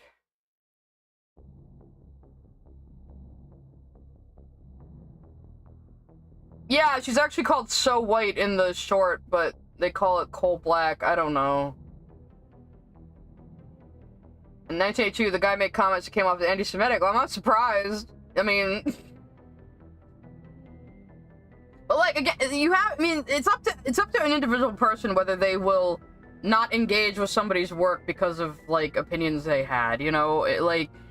It's a case-by-case basis. So everyone out there, like, saying, no, everyone must cancel this, or everyone must boycott this thing, or everyone must do this or do that because I said so. It's like, no. You are not the arbiter of these things. It's such a fucking main character syndrome, narcissistic approach to, like, discourse about anything. And I feel like a lot of these people don't even care about the issues they're talking about. They just want to be right, and they just want other people to yell at. I mean, I obviously want other people to yell at, but those people are wrong. You're gonna get bullied for sipping for Hazbin? Well, I'll come bully them back for you. Just ping me. I'll get into a fight with them. I'll throw hands. I don't know, Poison. A few of the chats have been saying, like, redacted, and I don't know if that's the auto mod or not, because I have no idea what the fuck I'm doing. So, I'm sorry if the auto mod hits you. Can you show me the moderation activity? Okay. That doesn't help me make it not happen, though.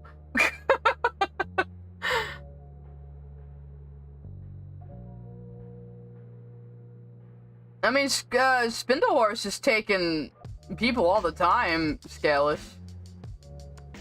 Yeah, big boycotts don't work. Yeah. I mean, it all depends.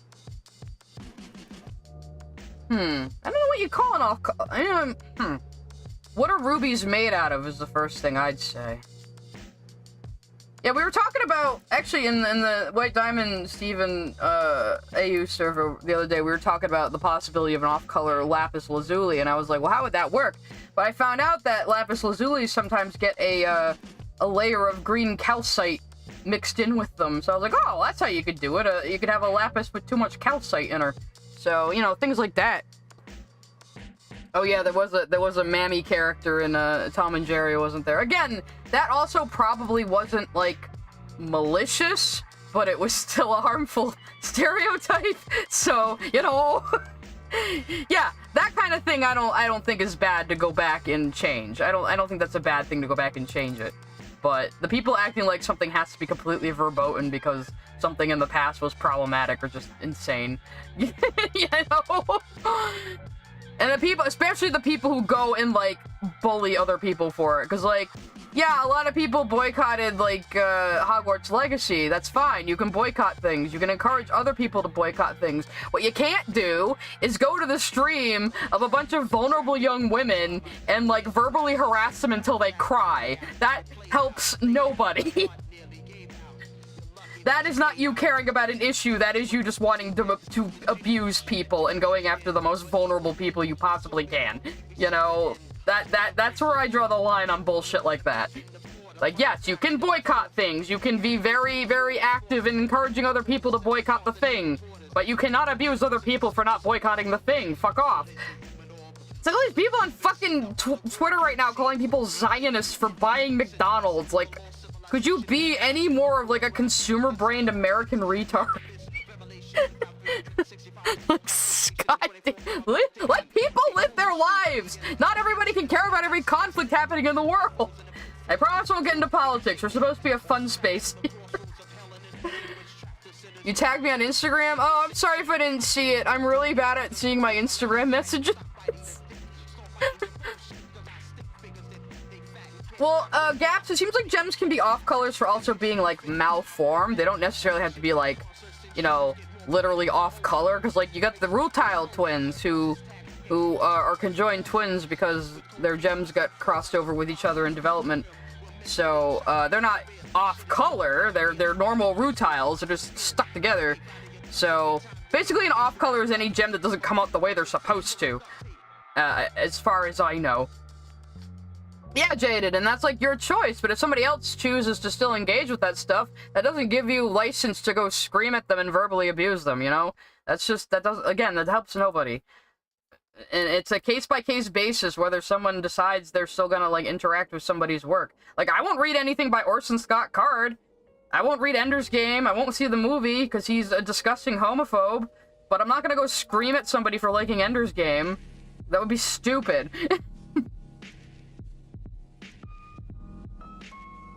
I mean, I read the Harry Potter books, like, once when they were popular, and, no, I was never, like, a huge fan, but everybody was reading at the time, so I did. Talk about something positive. Positivity on my stream. People were abusing Linja for having a video about McDonald's overseas. I didn't know she was already dead. Jesus Christ. People are insane. Like, again, this is why I challenge these people, because they won't stop. They won't fucking stop unless they're fucking challenged on it, you know? Oh, fun to listen to? Thank you. I'm glad. I try to be entertaining, even though I mostly just spend my time rambling about random shit. Though, I mentioned before, I'm actually a big fan of Deadwing Dork. I watch him a lot, and his streams are kind of just him talking about stuff, too, so... Like, Jasper is an off-color. I don't know if she is. I don't know. Like I said, Jaden, it's a case-by-case basis. If people are calling you a thing for, like, separating the art from the artist, that's, like... That's not cool. People, again, I hate this fucking attitude. People need to, like, chill the fuck out and have a more, like, reasonable, nuanced take on things instead of this black and white nonsense that just gives them an excuse to abuse people. Oh yeah, there was a theory early on, I guess, that Jasper was actually a fusion, because like, oh, she hates fusion, so she must be a fusion herself, which is kind of dumb. Jasper hates fusion because Jasper is very self-sufficient and thinks she doesn't need anybody and looks down on people who need help from others to be as good as her. You don't be a Jasper, everybody. She's a bitch. Yeah, boycotting positivity. We're only gonna be negative around here. Yeah, I didn't watch Deadwing's last couple of streams, but actually no, I was rewatching his restream of Nostalgia Critics The Wall last night. That's what I was doing because it was funny. Because he went back over all the Channel Awesome movies again after the Almighty Lowly did it. So Almighty Lowly is also a good channel. Dude made a 20-hour retrospective on fucking Berserk. It's crazy.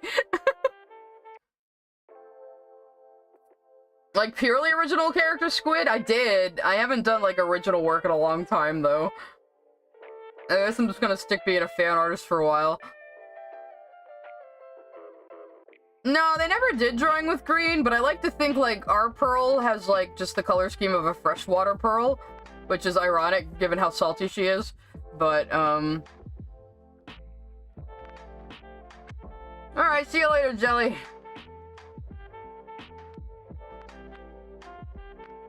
Something really funny to think about is all of Lovecraft's works took place around Boston. Most boring place you could think of. Well, Lovecraft was a Rhode Islander, by the way. Fun fact. He was one of us. That's probably why he was fucking crazy. But...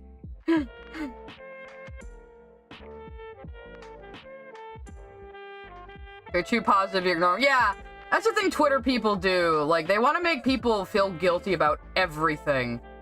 Like, no one person can possibly care about everything going on in the world, and it's just not good for your brain if you do that. And a lot of these people who are purporting to care about things don't really, like, care or understand. They just want to be on a team, and they just want to be able to yell at people and feel like they're being self-righteous and they're accomplishing something when they're really not. No, Lovecraft was American. The chatbot keeps deleting your chats? I'm not even seeing any... hang on. I'm not even seeing any, like, messages about that. Again, I don't know how this works. Are you swearing?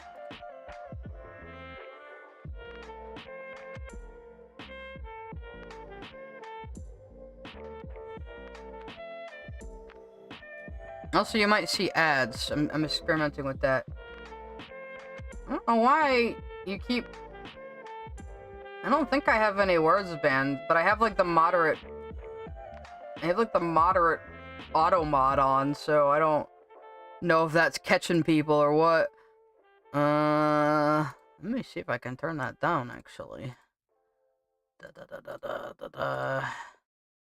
Da-da-da-da-da-da-da. He was able to hypnotize you. As if you had awakened from a horrible dream. I have no idea. Where do I even find the moderation thinger? I'm such a good streamer, everybody.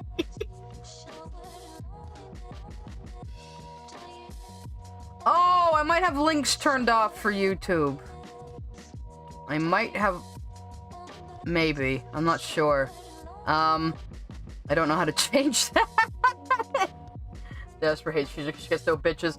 I don't know. If only she was around for the Ruby, she would just have her pick of tiny little bitches.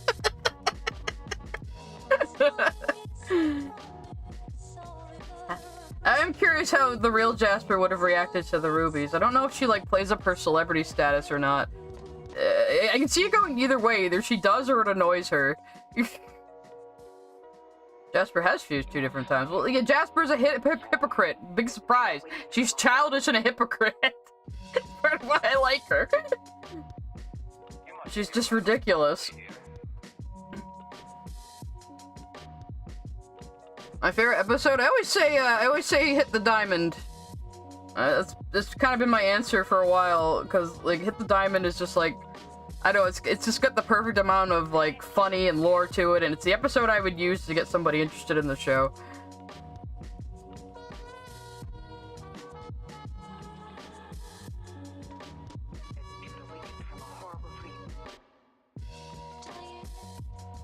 I think you're just mad because you're single, yeah.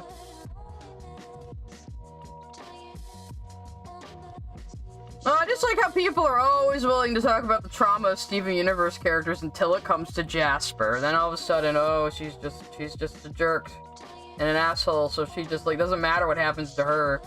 Doesn't matter what her, like, background motives are. Yeah, right, Joy Green, yeah. Well, obviously, she comes from, because she's orange, she comes from Pink Diamond and Yellow Diamond, and it seems like Jasper got, like, the worst traits of Yellow and Pink, basically. Which is great. So she's just a little ball of rage. Or a big ball of rage, I guess. Little compared to a diamond. She is basically an orphan. I do have all these headcanons about Yellow being Jasper's mom, basically. I wish we had seen more interactions with the two of them. Because there's that one moment in Change Your Mind when Jasper reforms. And, you know, she immediately sees Steven and she puts her helmet on and she's about to attack him. And then suddenly she stops, like she's heard something. And she looks over her shoulder to see Yellow mom glaring at her. To tell her to stop. And then she just gets embarrassed. So... Also, the fact that Jasper calls her Yellow Diamond instead of My Diamond. I have a feeling like she got away with that. Like, she got away with just calling Yellow Yellow Diamond because she was still loyal to Pink and Yellow just allowed it. I want to pretend that they had- I want to headcanon that they had some kind of rapport, you know? I don't know, I just enjoy that. Something I like thinking about. Yellow is Jasper's adoptive mom. I'm sorry about the chat, but I can't even see it. I told it to show moderation activity, and it's still not doing it. You might just not be able to post links, Poison. I'm sorry. I'll try to fix it next time. I don't think you guys want to sit here while I fiddle with the stream settings.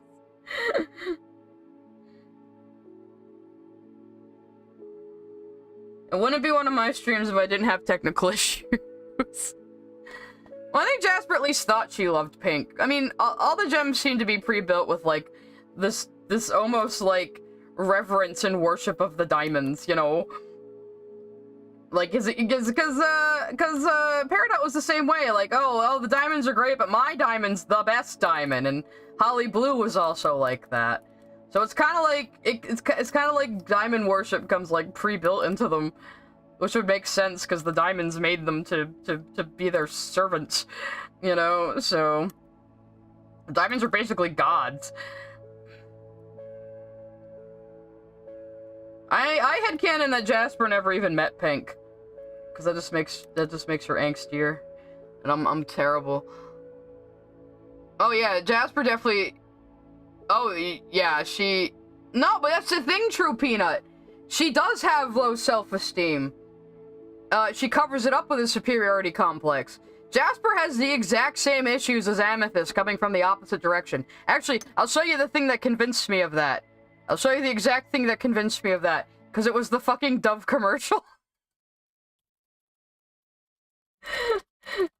It was the fucking Dove commercial that made me realize Amethyst and Jasper have the exact same self-esteem issues. Just coming from opposite directions. We're gonna watch it right now. People say words can't hurt, but I know from experience that's not true. You look so small. You look so weak. Jasper, a little to your right. Oh, She's so you look dumb. wrong. So, I'm short. I stayed in the ground a little too long. Got a little smushed. But maybe I'm okay like this, and maybe she's blowing things out of proportion because she's got her own issues to work out. What? Who knows? But what I do know is I can always say, hey, I don't appreciate that. Who cares what you think, runt? Just be you. It's up to them to realize they're being bullied. I love her so much. No one deserves to be made fun of because of how they look.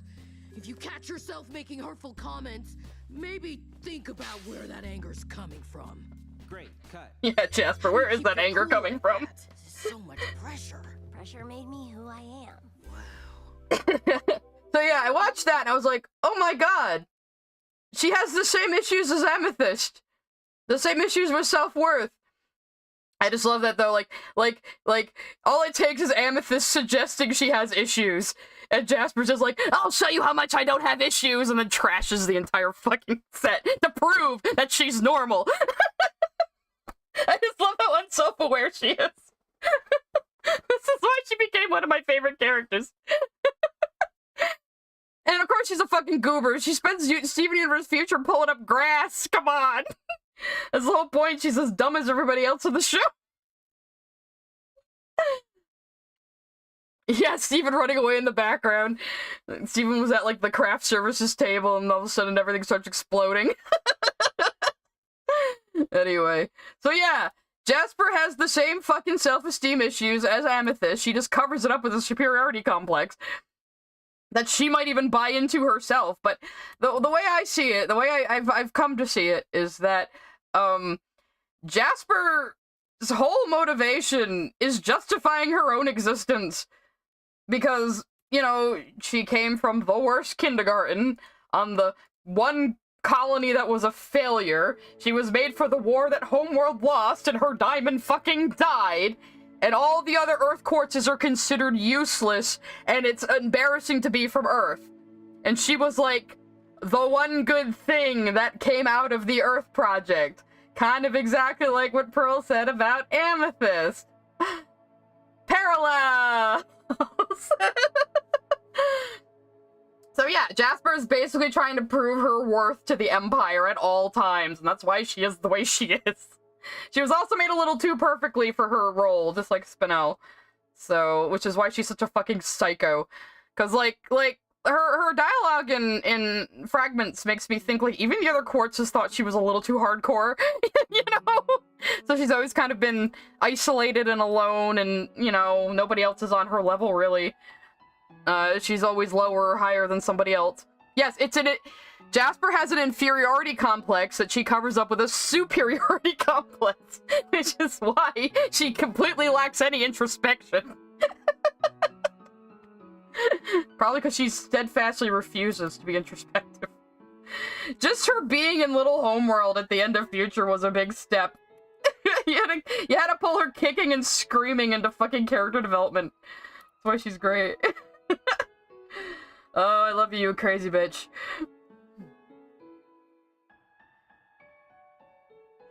Didn't know Jasper was Twitter. Jasper would just key mash on Twitter.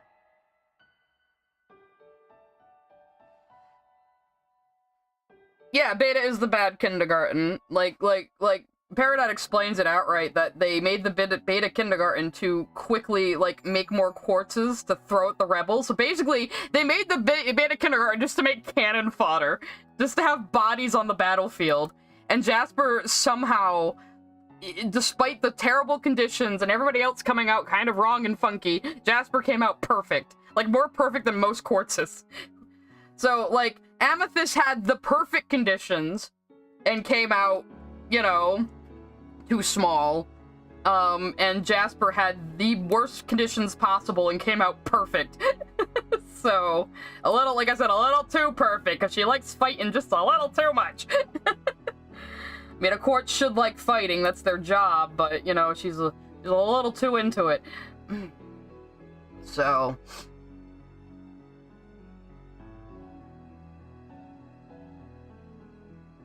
Girl got too lucky, doesn't know how to relax. Well, I mean, you also gotta remember, Jasper was born into a war. When she says she's been fighting since she, you know, escaped the Earth's crust, I believe her. And, you know, the Ruby's saying that she, like, killed 80 crystal gems, like, on her first day. Jasper came out of the ground fighting. This is why she is the way she is. And again, even though she was built perfectly, they lost the war, and her diamond died, so that's gotta do some shit to her psyche. But I'm never gonna be one of those people that's like, oh, Jasper's just a small innocent being. No, she's a fucking psycho and she's dangerous. But there's very good reasons why she is the way she is. And I also think she's one of those, like, comedically serious characters, which is always an archetype I like, so... Well, I think, well, the reason she fused with Lapis is because she was just salty at getting beaten by a fusion. Basically, you're not playing right, that's not fair, so in a desperate measure to, like, actually win the fight, she's like, Lapis, fuse with me! Because, like, we both hate these people, right? So, they kept you prisoner, they did all this shit to you, and of course Jasper just did all the same shit to Lapis, just then. So, Lapis goes, yeah, you know what, fuck you! And drags Jasper down with her. So Lapis finally gets to feel like she has power and control over something and someone, rather than being under everyone else's thumb, and Jasper just wants the raw fucking power of the fusion, you know? You're not dealing with your average Jasper anymore. She would fucking say shit like that. You're not dealing with your average Jasper, Frieza. Yeah, I don't know, just, Lapis has kind of Mary Sue bullshit going on. We see Lapis at her most powerful with a cracked gem. Like, fuck you, show. This is why I fucking hate Lapis.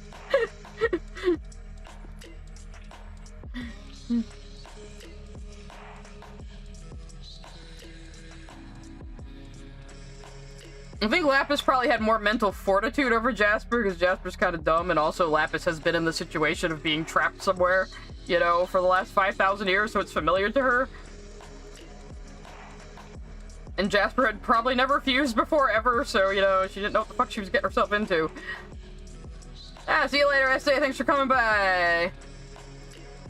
I think Lapis would be fine if she was written better. Like, there's no fixing her without, like, a bit of a rewrite here and there. I always say, like, if she had just said, I'm sorry to Peridot when she showed back up, I would have much less of a problem with her. But instead, she just gives Peridot a smug, hey, like, she's gracing Peridot with her presence. Like, fuck you, Lapis. And then she gets to have an unearned badass moment when Blue's powers don't work as well on her. It's like, fuck you, Lapis! Acting like you're the only person with trauma again.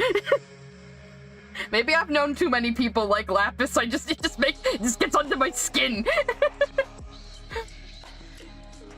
Yeah, I do also headcanon, true, Peanut, that Lapis is like a perfect cut, as we call them, which is a term we got from the movie that we don't even know is an official term that gems use, really. But yeah, I do kind of headcanon that Lapis is like Jasper and Spinel, where she's like fucking like made perfectly for what she is. Also why she's such a bitch. I think all blue gems are a bit bitchy though, because let's look at fucking Blue Diamond. Like, everyone says Blue Diamond's the nice diamond. No, she is not. No, she is not. Blue gives White a run for her money when it comes to passive aggression.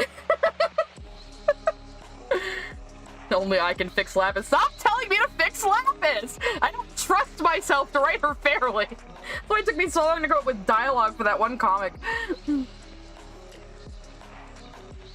Jasper and Spinel are also mean. Yes, they are, but they're enjoyable characters, unlike Lapis Lazuli. Or, like...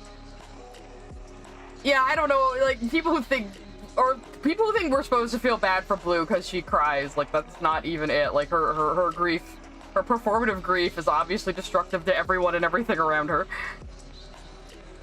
I swear, like, Yellow Diamond is the only one actually running Homeworld, with Blue crying all the time and White just standing in her fucking headship.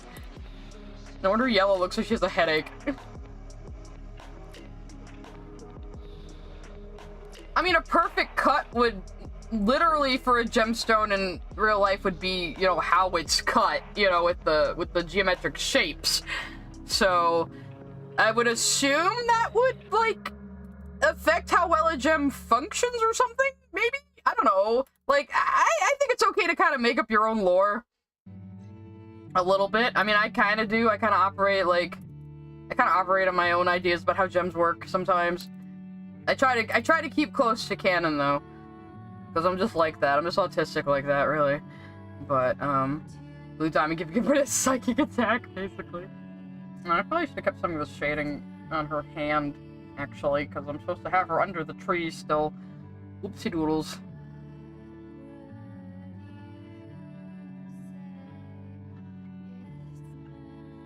Well, see, I don't really have a problem with Lapis being a traumatized character whose trauma makes her hurt other people. That's fine. It's just, she never gets any consequences for it, and her character never develops beyond that. Like, even when she reunites with Peridot, we have no guarantee that she isn't going to repeat this behavior in the future. You know? She doesn't seem that remorseful. Only Steven saw her show remorse, and the only reason she showed remorse is because her own shitty actions made her feel bad. So, like, fuck off, Lapis! I'm so angry at a fictional character! I'm just like Twitter! Oh my god, bestie, if you like Lapis, you're problematic. You support, like, people abusing other people, like, in real life, if you like Lapis, so, like, do better. On Twitter. Also, don't buy Starbucks, you're a Nazi. Okay, thanks. Also, I'm 16 years old.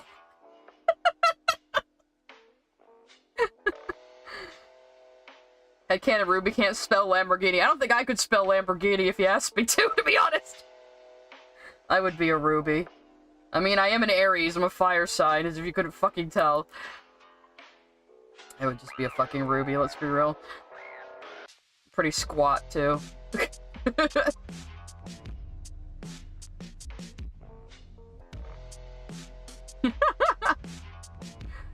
No, Lily would have a much more batshit insane take than that. Like calling Garnet a walking closet for Ruby and Sapphire. I remember Lily saying that. Oh yeah, I was gonna see if the Bing Copilot can write a Lily Orchard, video for me, because, fucking ChatGPT wouldn't do it.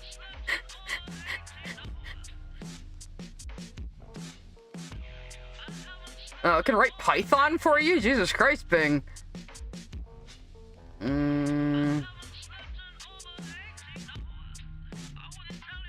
Okay, can we just write something, please?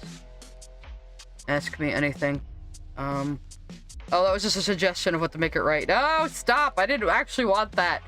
Can you write a script for a video by the YouTuber Lily Orchard?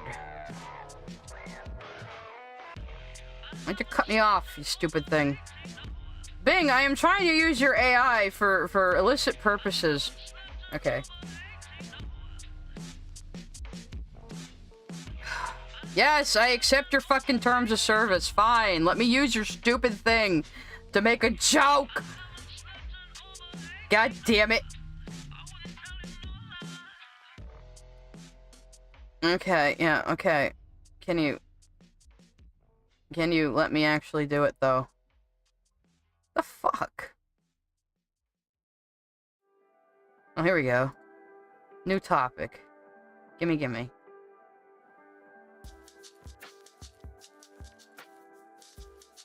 Write a script for a video by the YouTuber Lily Orchard. Please. Let's see if it'll do it. Let's see if it'll do it.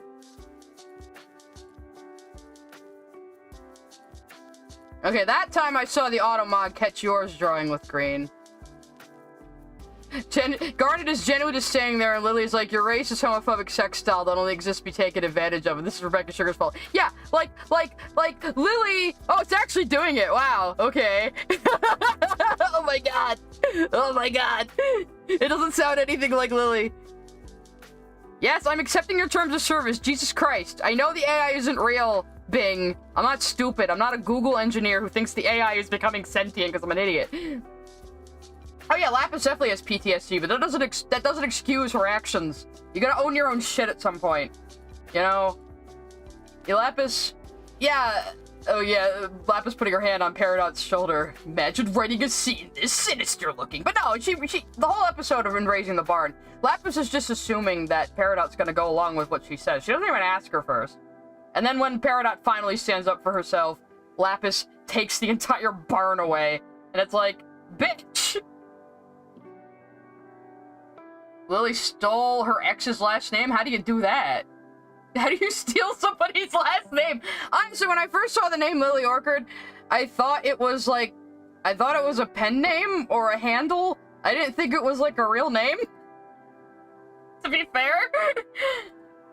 So when I did that like parody of like what YouTube would be like if my AU was real, and people were speculating that Spinel was secretly Pink Diamond, and my Lily Orchard parody was called Poppy Fields. Because I thought it was just the handle. Oops. I feel like it's a funny pun, though. We might have to talk about Ken Penders next stream when he releases his stuff, because oh boy, I'll have to tell Sharkman to come. Sharkman knows more about Sonic comic lore than I do. I've said it before, I may be autistic, but I was never into Sonic the Hedgehog, okay?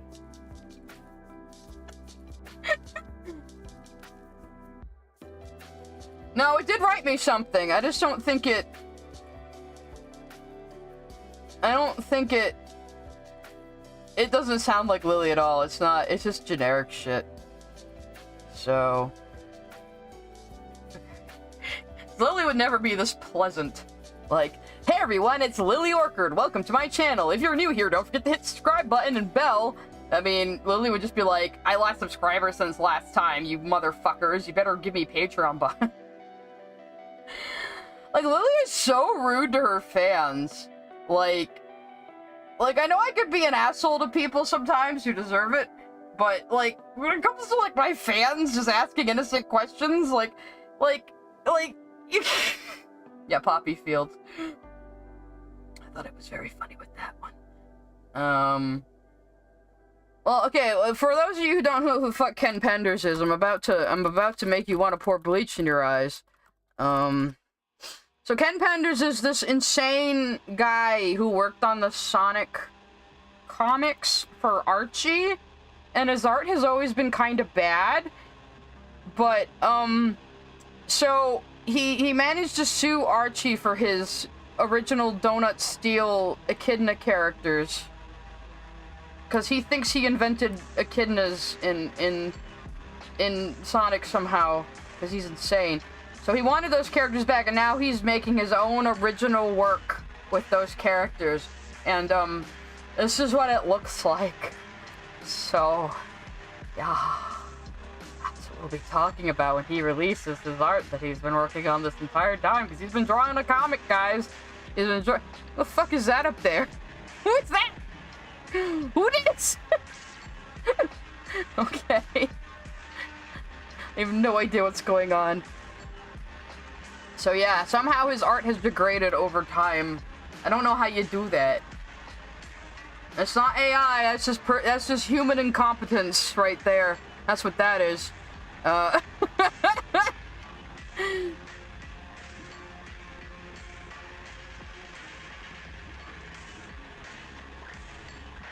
Throw away why would you... that doesn't sound true. Why would you throw away something so expensive?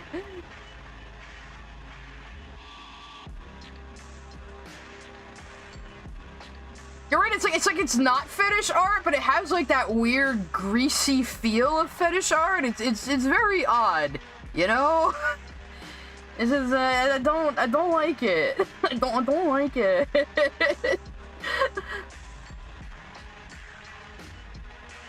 There's something uncomfortable about it, you know? Okay, there. I needed to brighten Jasper's shadows up a little bit. Actually, I might make that more red. That's too red. I hope you guys are enjoying my depressing music. We're not gonna be positive, we're gonna be goth, damn it. Yeah, like, Ken Penders, like, accused, like, Avengers Endgame of ripping him off or some shit for using the term Endgame, because he thought he invented that somehow. He is legitimately insane. I'm only familiar with Ken Penders from the awful Archie Nights into Dreams comic, because yes, they did make one, and it was terrible. His art was weird even then.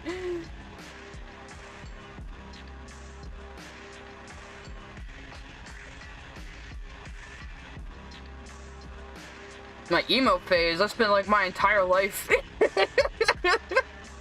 My entire life has been an emo phase. Crawling in my skin. I haven't played any Resi games. They're not really my thing. I do like zombie games though. That's the weird part. I like zombie games. It's like I like Project Zomboid, I like Dead Rising, I like the Walking Dead games, you know, so...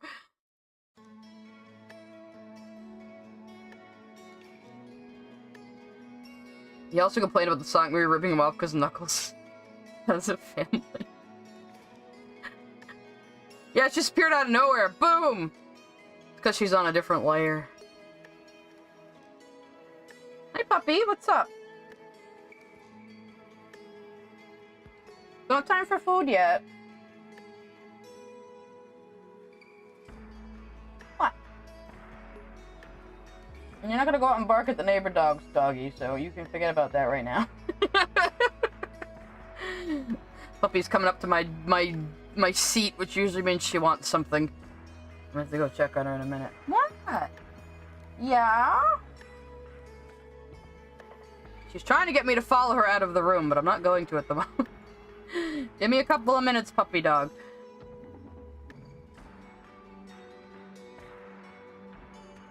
Yeah, my dog's Sadie. She just came in the room and stepped up to my chair and stared at me, which usually means she wants something. She'll usually lead me to what she wants. Now she's laying in my doorway. She does not approve of when I talk to the invisible people. She doesn't like that at all. And she's tolerating it. Actually, they're still under the tree. I have to remember what the fucking lighting is here. I'm like not even paying attention to like my own lighting I've established.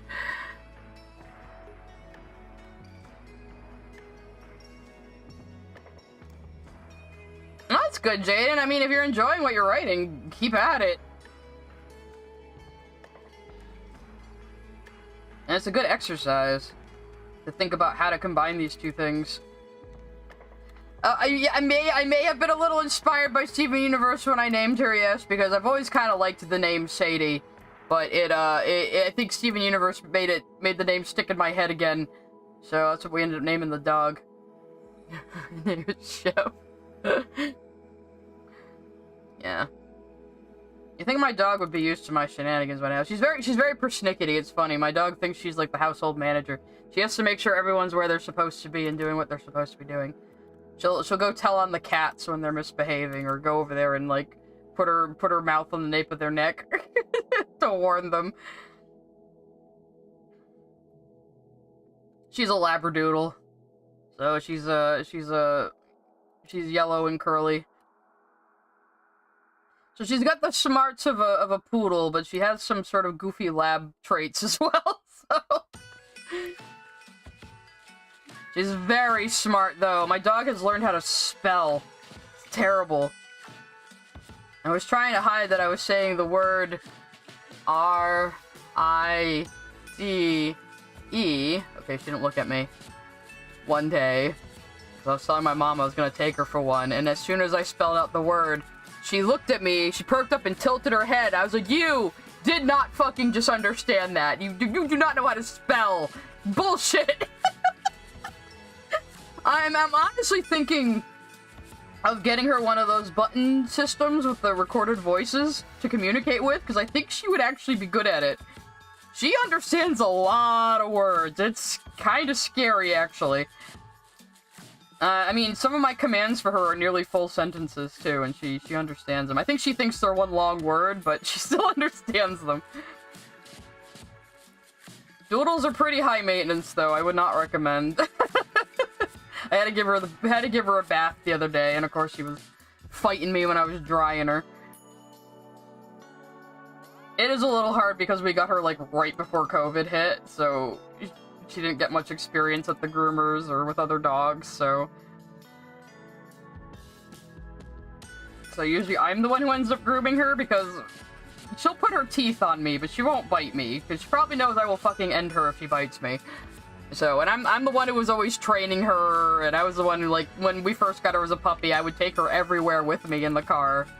So now she's really good in the car. I taught her to leash walk very early, so She's good at that, but she's not so good at other things, especially when it comes to, like, not barking outside. Yeah, I have a doggo. I've had it for, like, 4 years. I haven't played the remake, but I watched my friend play it all the way through, because I don't have a PS5. And honestly, I got completely turned around on Final Fantasy VII. I was one of the people doom-spelling before it came out, saying, this is gonna be a terrible remake, and they're gonna fall down the Squeenix hole, and they're probably gonna make it like Final Fantasy 13, and just put a bunch of nonsense in it. And then my friend played the game for me to watch. Like literally, he would stream it. Like, he would stream all the main story stuff for me to watch, so that was fun. And I got completely turned. I was like, wow, okay, it's actually accurate to the old plot. It's accurate to the characters' personalities. Wow, like, it's actually really good. So now, me and him are on the side of the remakes are gonna be good, and, like, everybody else who was excited about them is like, they're gonna ruin everything, so we've completely switched sides. Oh yeah, I've been calling them Squeenix since the merger. I remember when they were Squaresoft, because I'm old. And then they became Square Enix, because they merged with Enix, and a bunch of us called them Squeenix after that. So... yeah, I mean... I had a groomer for her for a while, but the groomer wanted us to, like, drug her to bring her in, so I was like, oh, great. So I'm gonna have to find some... and this woman was supposedly supposed to be good with problem case dogs, and, like, my dog isn't that much of a problem case. Like, I don't know how exactly she is with strangers, but, like I said, she'll put her teeth on me in a warning if I do something she doesn't like.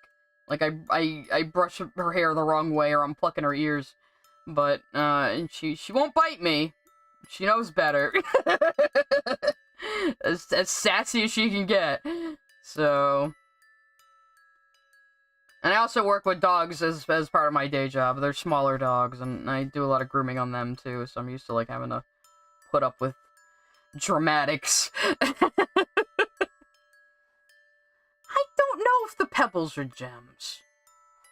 I don't know, like, I kind of feel like the pebbles are something Pink alone made, because she has that, like, little bowl of pebbles, and then, like, Steven's sweat brings one to life. So I feel like they're, like, little friends Pink made, maybe. I don't feel like they're regular, like, manufactured gems. I don't know. It's kind of unclear. Obviously, they just wanted to have Cinderella's mice. That's what the pebbles are. Not everything has to be completely explained, you know, so... As much as I would like the lore to be a little more formed. Oh yeah, I've watched a few YouTube videos on how to better groom doodles. It's just hard because, you know, I don't have like a table or anything to do grooming on, so she can wiggle out of my grip pretty easily. I do have what I call the trauma leash. It's a leash I only use when I need to leash her to dry her. I won't use it for any other situation. So she won't get excited when she sees it.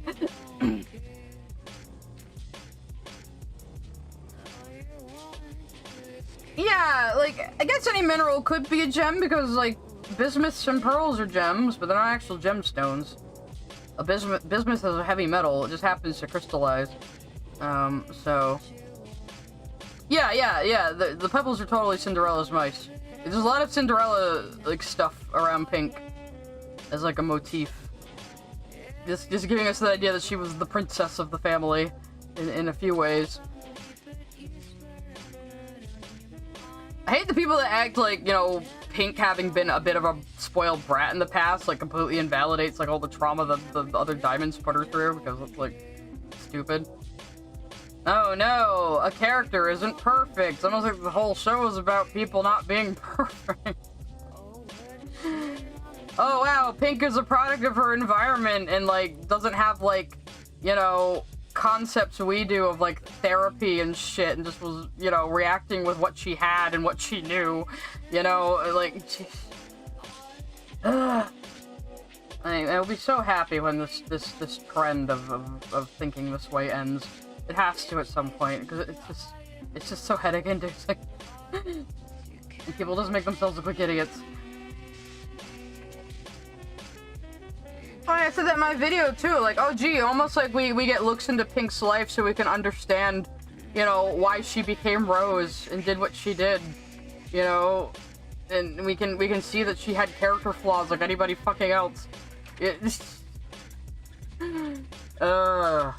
Nah, but let's go to the Lily Orchid school of thought, where character does one bad thing, character is bad forever, you know? Because Lily Orchid has never made a single mistake in her entire life, I'm sure. Has never done anything wrong to anyone else. It's always somebody else's fault, right, Lily? Or it's just a complete Darvo, right, Lily? I thought I heard like that foreshadowing in Say Uncle was like by accident, which is even funnier. But yeah, Stockholm. I have heard a lot about Stockholm since making my video, and holy shit. Like fucking Alex Mahan levels of like terrible old fanfiction that's just misogynistic. So yeah. Running the show is terrible for just existing. Yeah. The show is terrible because I wanted a completely different show. Like, somebody was making that argument to me about Hazbin.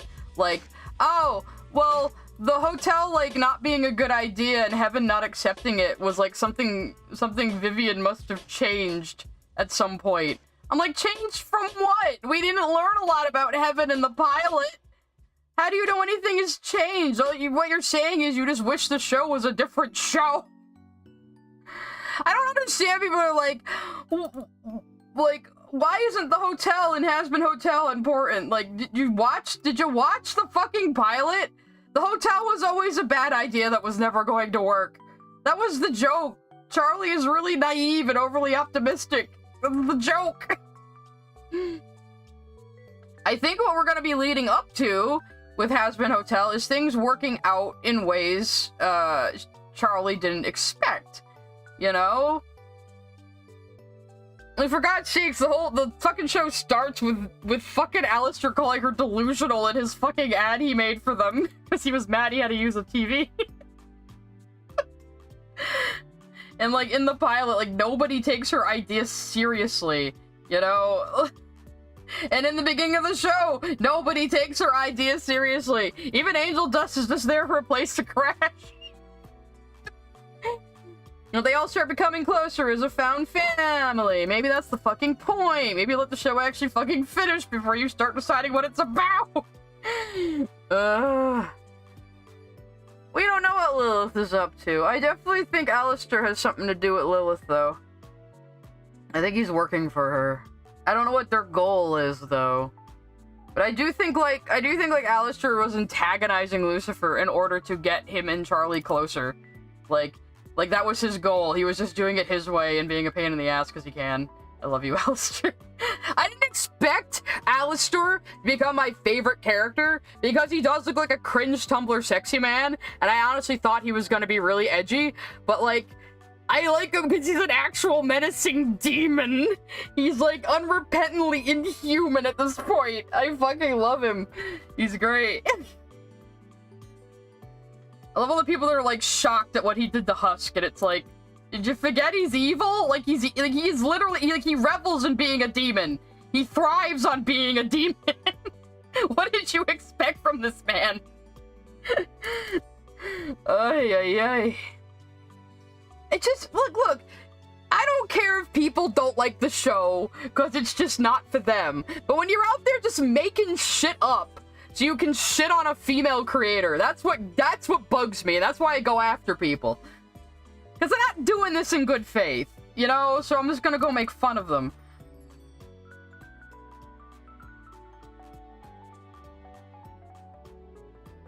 Yeah, right?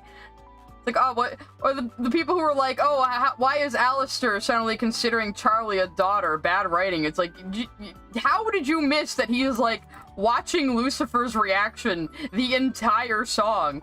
How did you miss that Alistair is a duplicitous character that gets off fucking with people? Like, how did you watch the entire show and you don't understand this? The problem is a lot of people don't watch the show. They they just sit there staring at it until they see something they can call problematic on Twitter. Like, they don't pay attention to what the show is actually telling them or what's actually going on. You know? I can make fun of you for the rest of your life? Why, Elijah? What'd you do? What happened? What did I miss?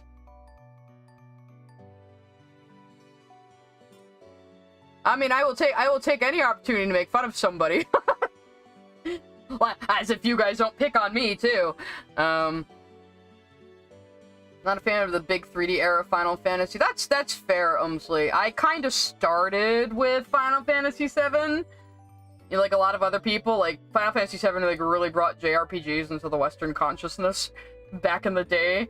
I think I played a little bit of Final Fantasy 2, which would have been 4, I think, because the fucking numbering was all screwy in America. I know I played a little bit of that, but I was never like big into Final Fantasy. I'm still not really. Like, I like 7 and 8, and I like 9 okay, but I just mostly like 7 and 8. And my friend and I constantly make references to 8 whenever we possibly fucking can, as like a inside joke. He was playing Bloodborne one time, and like the moon was bleeding, and we just started going, "Monsters from the moon! Time compression!" So, that's like our fucking inside joke. Oh, I know how people, including me, said Wish was gonna be awful. Now I was the only one who wanted to succeed. Aww. Everyone don't like it. You do like it. Oh, that's okay. It's okay to like it, Elijah. I just don't think the plot in Wish is very functional. There are things I like about it, though. I did discuss that when I discussed it. I like the costume designs in Wish. I think those are very good. I like how they reflect that a lot of the people come from different cultures, but they all still jive with each other. And I liked a lot of, like, the background design and the character design. It was just, the fucking plot was just, it just does not function. It just does not function. But I liked Magnifico's animation as well. I thought he was the most expressive character in the movie. He just, like, his turn to villainy just made no fucking sense. I'm sorry. But if you like it, you like it. Hey, that's fine. There's just things I like that other people don't like. I'm trying to think of anything at the moment, actually, because I have an impeccable taste, obviously. But your brother and I have an inside joke that every Hazbin character is voiced by Alex Brightman. I mean, that's not far off from the truth.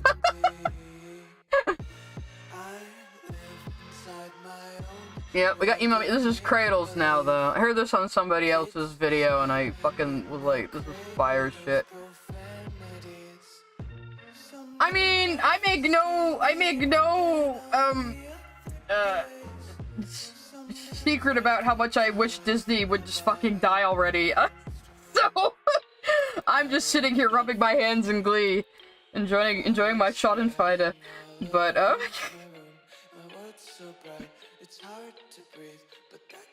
but, like, there is no reason Wish had to be as bad as it is. I really want to know what the fuck happened to it. It feels like they scrapped an entire movie and, like, quickly made a new one.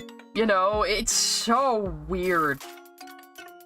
If they had kept the Queen, like, a secondary villain, I think it would have been better.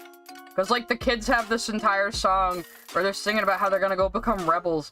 And then the Queen immediately joins them in the middle of the song. So it's like, okay, well, that was easy. Now we have, like, the fucking half the royal family on our side. So, problem solved. You know, it's like, eh. I know they wanted her friends to be the 7 dwarves, but there was no fucking reason for them to be the 7 dwarves. Just fucking, like she could, maybe 3 friends tops. Come on, we didn't need that many fucking characters. You didn't know what to do with them all. Clearly. Ugh.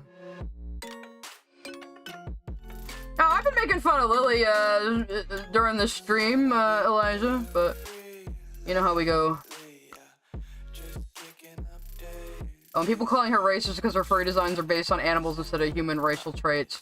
Yeah, we were talking about this, STC fanatic, we were talking about this earlier, where people are claiming that Emily, the angel, is supposed to be black-coded, even though she clearly has no black-coded traits, and people are saying that's a problem.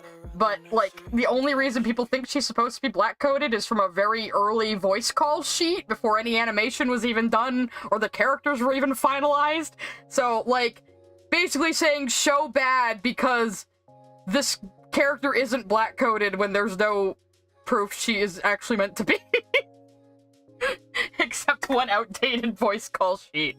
It's like, would you just shut the fuck up, alright? Would you just, like, go, like, go worry about real problems! And of course, I couldn't do a redesign with black features and have her skin still be kind of, like, palish like the Seraphim are, because that's also racist, I guess. Because, yeah, because raisins. Because people on Twitter will call anything fucking racist. Or they'll be like Lily Orchard, and they'll try to be anti-racist, and then accidentally be hilariously racist themselves. I had somebody in my YouTube comments getting on me about the Sugilite thing again. How Sugilite is a stereotype of a loud black woman, quote-unquote, their words, not mine. And it's like, proof of that is they got a prominent black woman to voice her.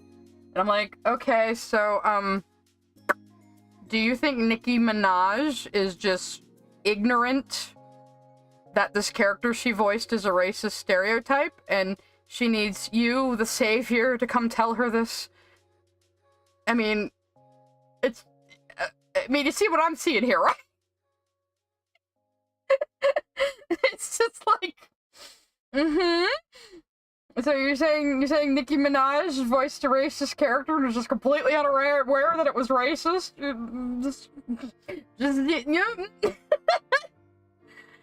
Yeah. But because she's voiced by Nicki Minaj and is made up of two quote-unquote POC-coded characters, that means she's a racist depiction of a black woman somehow. Because when a black woman voices a character, that character must be a comment on every black woman, right? Because we can't just hire people to be voice actors normally if they're not white, right? It's just that weird benevolent racism that so many people on the left seem to have, you know? It drives me nuts.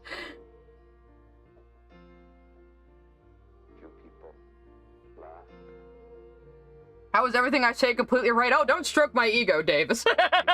That's very dangerous. Well, yeah, Sardonyx also looks black-coded and is voiced by a black woman as well. But everyone says, oh, Sardonyx being more graceful because it's a fusion of Garnet and a white woman, being Pearl, is also part of the racism, apparently. Because Pearl is apparently a white woman, even though she's a fucking alien voiced by a Filipino woman. But okay. Oh, okay, sure. You can't even keep your own fucking logic consistent. You know?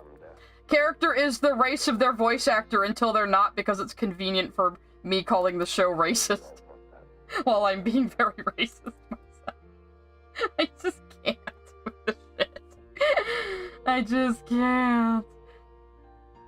Yeah, racist to edit someone else's edit. Like this person, like somebody came at me saying, oh, it's shitty to edit someone else's art. I'm like, oh, you mean like the OP did in the first place? Because they just did a screenshot edit, which is why I edited their edit, because it was just a screenshot edit, and it was awful. Like, oh yeah, let's just give Emily purple skin and a bunch of like dangly bits that would be like a pain in the ass to animate. That's totally better. And people are like, oh, was this an innocent redesign? No, it wasn't. This person said they were getting involved in the Hazbin Hotel discourse. And the discourse is that Emily is supposed to be black-coded, even though there's absolutely no sign that she is. But show bad, because she's supposed to be and isn't. No, the only reason I edited that person's edit is because they were being catty to me, and I felt like messing with them a bit. But, like, seriously, like... I don't know. And then, of course, some people are like, you're saying black features are impossible to animate. I'm like, no, I'm saying a bunch of tiny interior lines to depict braids is bad to animate.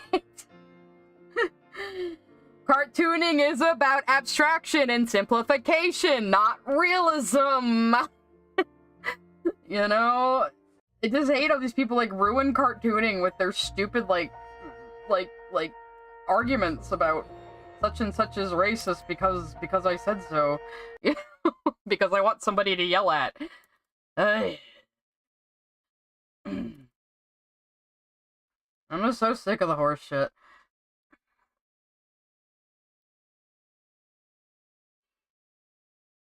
Yeah, some people acting like it's a crime that I edited someone else's edit and made the skin tone actually match the the character color palette. And that's racist somehow, even though theirs was an edit to begin with. Because, you know, logic. Yeah, but I mean, even if you want to do braids, like, you could still do the interior lines as, like, X's or crosses or something, you know? You don't have to make it, like, hyper detailed, especially if the cartoon style just doesn't call for that. We omit details in cartoons all the time. That's how they work, you know? It's like when people draw, like, leg hair on characters, like, because they're doing it to try to be like, well, we should promote that leg hair is normal, but, like, in cartooning, typically, you only depict leg hair on a character when you want to show that they are exceptionally hairy. You can assume that people have leg hair besides, you know? It's not like every man in cartoons shaves his chest and legs. We just don't depict all that hair, because there's no fucking reason to. Unless you want to point out that a character is particularly noticeably hairy, you know? It's not like a discrimination thing. It's just the art form. Ah! Yeah, I wasn't saying like you made it woke. I was saying like this person like added all these like unnecessary details. And it didn't even fit the style of the show. And they were definitely doing it as a like, I fixed your shit. But yeah, this one person that was like, oh, it's bad to edit other people's art. I'm like, well, OP edited somebody else's art in the first place. And they're like, oh, but that's doing a redesign of a show. I'm like, no, they did a draw over of a screenshot. Somebody else drew that. That's editing somebody else's art. You dipshit. Oh, yeah. People still bring that up, Jaden. And Rebecca Sugar drew Eddie Yowie, okay? She drew it when she was a cringe teenager. Should we show everybody everything you've drawn as a cringe teenager or written or whatever? I'm sure you wouldn't like that very much. Like, just people are, like, not willing to give anybody any grace, you know? Like, grace. And they'll just jump to, like, the worst conclusion they can just so they can feel self-righteous yelling at somebody. And these are always, like, the biggest pieces of shit, personality-wise. Like, these are not nice people. You know, and there's plenty of people who fake being nice to get what they want and to be manipulative. I trust people who are kind, not nice. Because anybody can fake being nice.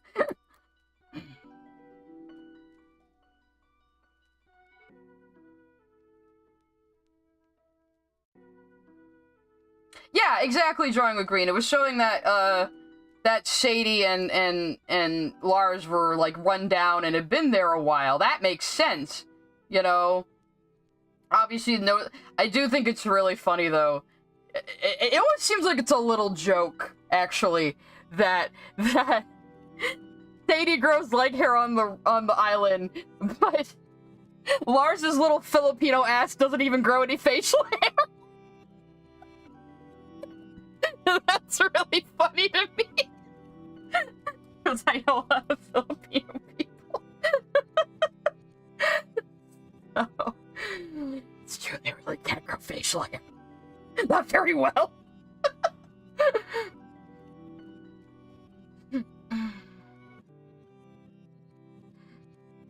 Well, it's not entirely true. I remember when I went down to Florida for my best friend's wedding. Her mom made her uncle shave his little Fu Manchu mustache he had. She's like, that's not appropriate for the wedding. So...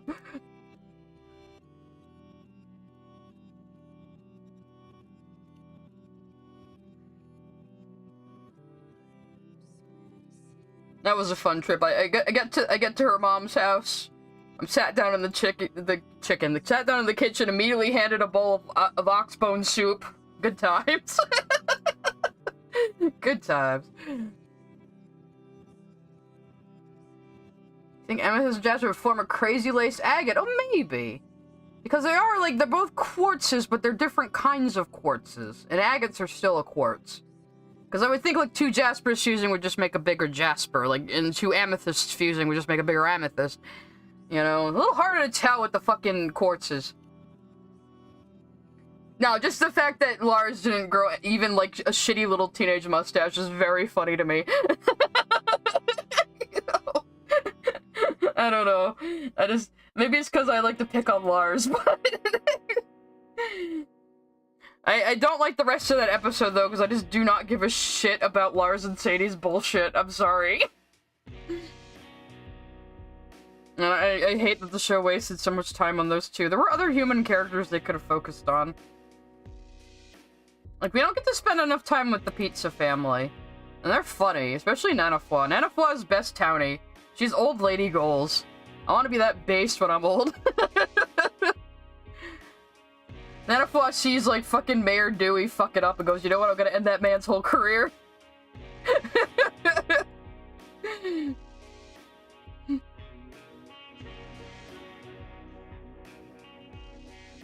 I always say, like, Restaurant Wars is one of my favorite human episodes.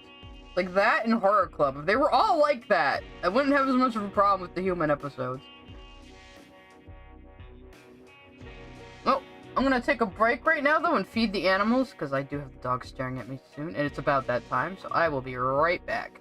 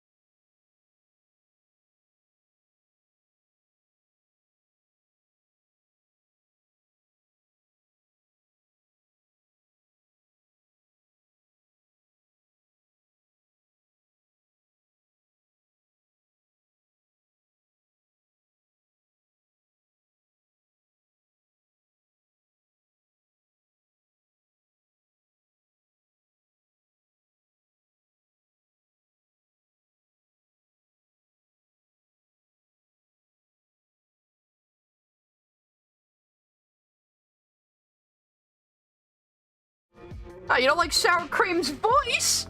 But it's Brett Pusheen. He's a really funny comedian. Oh shit, what did I do with my pen? Oh god. The stream might have to end if I don't find my, oh, I put it on my bed behind me. That was smart. Oh yeah, wasn't there a character who looks like Frisk in Onion Gang? Onion Gang is one of my skip episodes. That's always my joke. It's like, oh, I love Steven Universe. I totally love Steven Universe. I just skipped like 18 episodes. You know, but I love it. Oh, I'm so bad.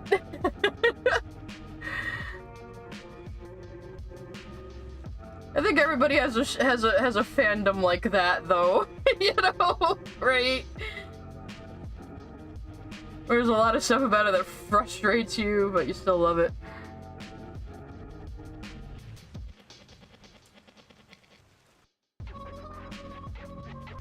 Well, I think that's the joke, Drawing with Greed, is that he does have a deep voice of a grown fucking man.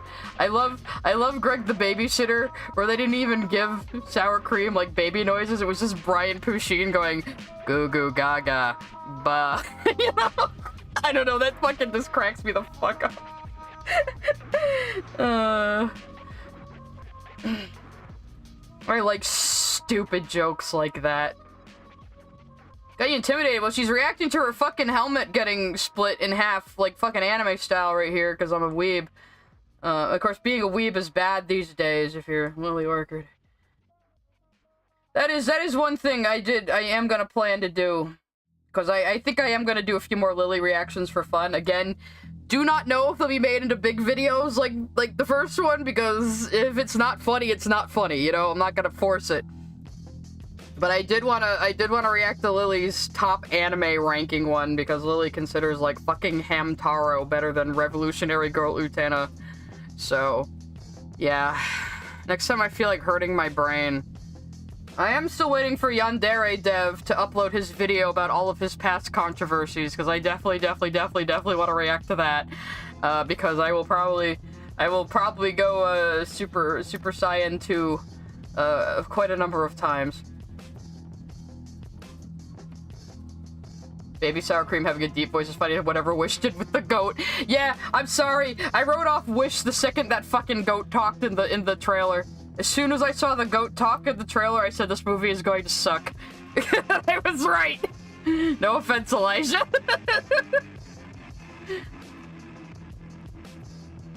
But it is a shame, because Wish does have a lot of really good design elements too. Like, I really like Asha's design. She's really cute. And she isn't like a googly-eyed bobblehead like fucking Anna and Elsa, you know? She has more normal proportions. It just seems like she could have been like a more serious character, but then they had to force all the goofy shit. Oh, I love Encanto. I love Encanto. I own it on digital. I've watched it like 4 or 5 times. I fucking love Encanto. Encanto, much like Hazbin Hotel, works like an actual stage musical too. You know, it has that sort of abstraction to it, and the songs actually tell you the story. You know.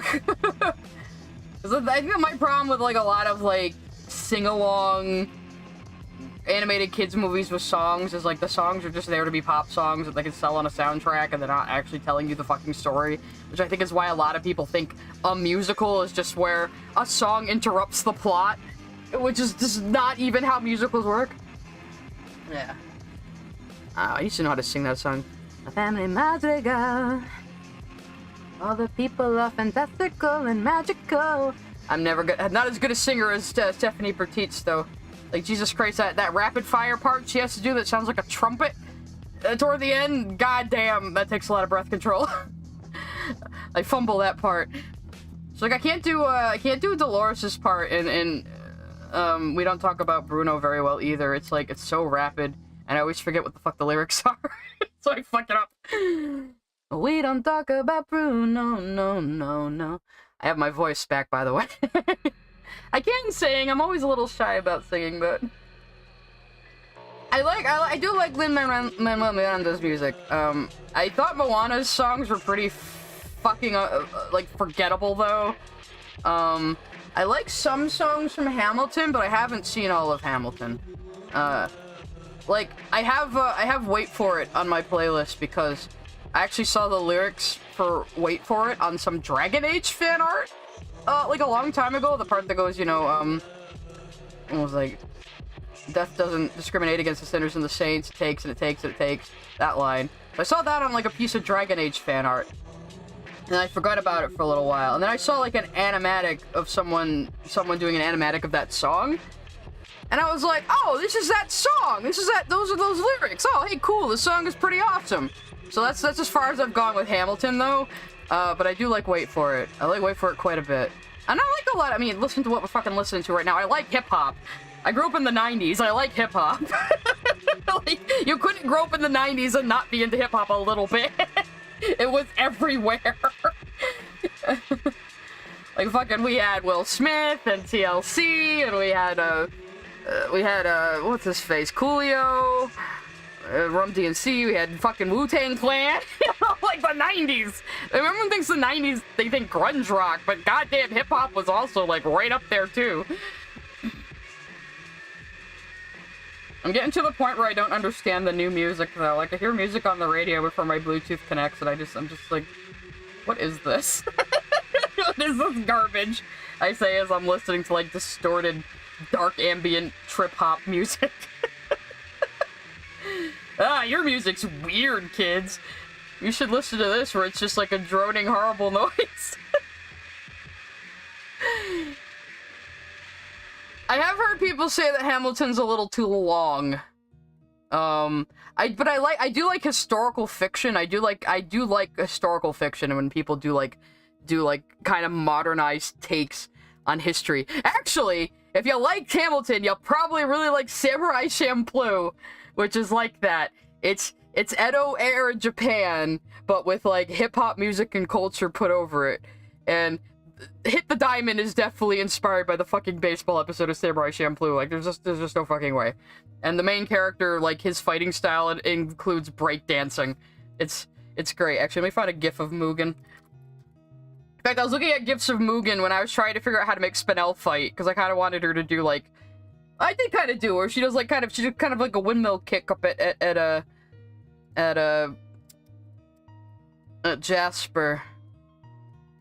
Can I get a good image of how he fights? Because it's really fucking cool. It's like somewhere between Drunken Master and like fucking breakdancing. Like, it's so good. It's so fucking good.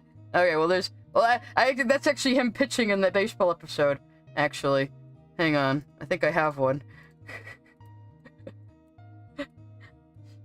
Motherfucker, like, does breakdance you the pitch of fucking baseball.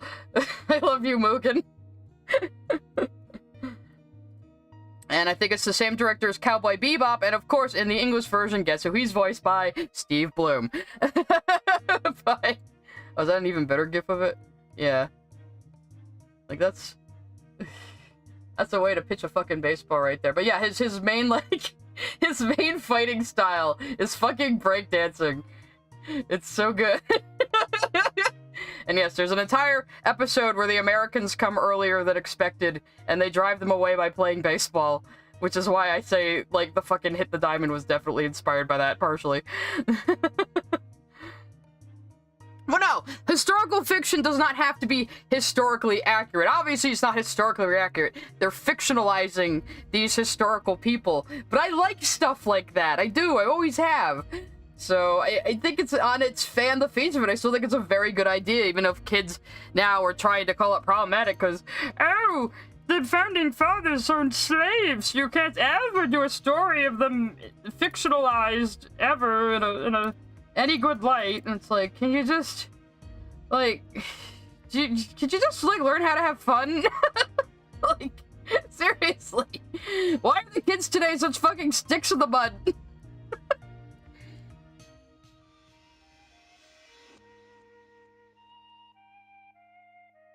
Oh, Coolio rip. Oh, wait, yeah, did Coolio fucking die? I don't even remember. Oh, he did. Yeah, that's right. There's been so many celebrity deaths over, like, the last, like, 4 years. I forget who's alive and who isn't. That's right, it was kind of sudden. He was only 59, Jesus. Yeah, that sucks. Coolio was, like, all over the place in the 90s. Obviously, Gangsta's Paradise, everybody knows that.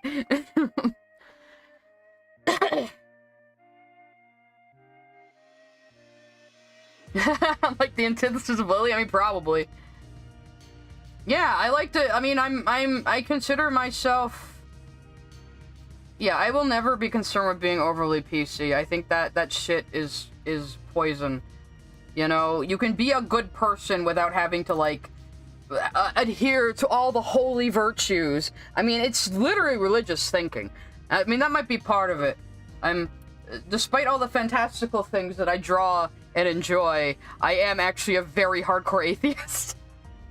And a very hardcore skeptic. Like, I don't believe in ghosts. I don't believe in aliens that visit us. I don't believe in magical powers. You know, yeah. Nah, it's fine, Join Green. I like chat interaction, actually. It keeps me going. Sometimes, if nobody's talking, I don't know what the fuck to say. This is what these streams are for. It's for the chat to harass me while I draw my gay space rocks. So I actually get some work done on this shit for once in my life. Even though I haven't gotten as much done as I wanted to on this stream, but that's okay, because part of it is me babbling and hand-talking and not drawing.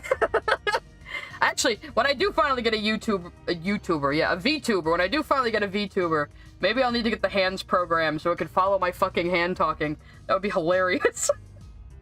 I am a terrible hand-talker. My brother and I used to challenge each other. We had a game, like, try to tell a story without hand-talking and see how long you last. Both of us last about 2 minutes, maybe. I say it's like the 0.02% Sicilian in us that makes us do it. It's that strong. Heard about atheism. Love atheism. I mean, I'm not gonna like abuse anybody for their beliefs or their religion unless, you know. But if I'm asked my opinion on something like that, I'm gonna be honest. Sorry. I mean, I come from an era where you can have different opinions and different beliefs and different political affiliations than someone else and still be friends with them because you're both civilized fucking human beings, you know? Trying to turn everybody into, like, your arch Disney villain because they disagree with you on, like, a point of something. It's insane. It's sickness. Also, autism and atheism, they go hand...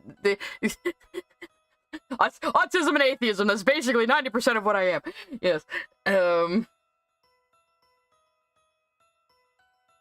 Elijah goes up to Hamilton after Cheese says you have invented a new kind of stupid. Maybe I do need to watch Hamilton. Actually, yeah, I made a deal with my brother's girlfriend. She said she would watch Encanto if I watch Hamilton. So I guess I'm obliged to. And now it's on Disney Plus apparently. So when I do get back into their Disney Plus account and steal it, I can I can watch Hamilton. My belief is the higher power of the chaotic randomness of the universe. It ain't a religion. Well, actually, Ender Azzy, that's something called panentheism, where you think God is the entire universe, I think. Or maybe not quite, but, apparently Hamilton's on Disney Plus? Skrill, didn't you see Hamilton in New York? I was there! I think there is a recording of it performed on Disney Plus. Yes, there is. I don't know why they have the rights. That's weird. But yeah, well, when we were in New York City, Skrill was going to Hamilton with her friends. They already had tickets. I just popped into her trip for like 2 days to come see her, so I didn't go see it. But yeah. You guys were all dolled up for it, too. It was so cute. But yeah, going to see a fucking musical in New York City, that's like the dream. I said before, I said if they ever did do a Steven Universe stage musical in, like, New York, I would be there so fast. Yeah.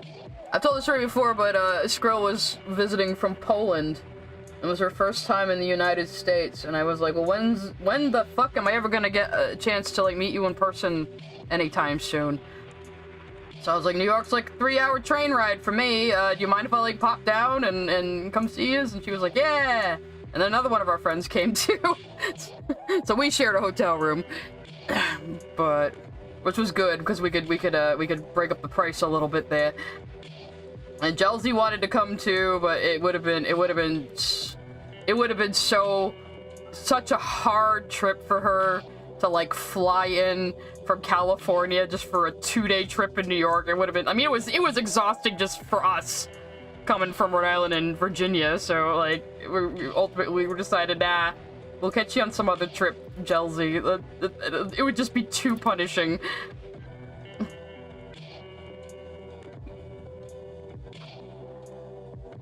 But I did have a plan. I was like, okay, we get in from the train station, then we can take an Uber to the airport and get her, and then blah blah blah. I had it all like figured out. Yeah, I mean this wasn't the original Broadway cast though, right? Or was it? Skrill, I don't know. Like I know like as shows go on in Broadway, a lot of times other people come in to perform them. Because I know like Sarah Styles was in Avenue Q, but she was like in one of the second runs of it, I think. She wasn't in like the main the original Broadway cast, but she was in one of the later run-ins of it. There's a few musicals I've seen on stage. I've seen Phantom on stage. I've seen Little Shop of Horrors on stage a few times actually, because Little Shop of Horrors is my favorite musical, like unironically.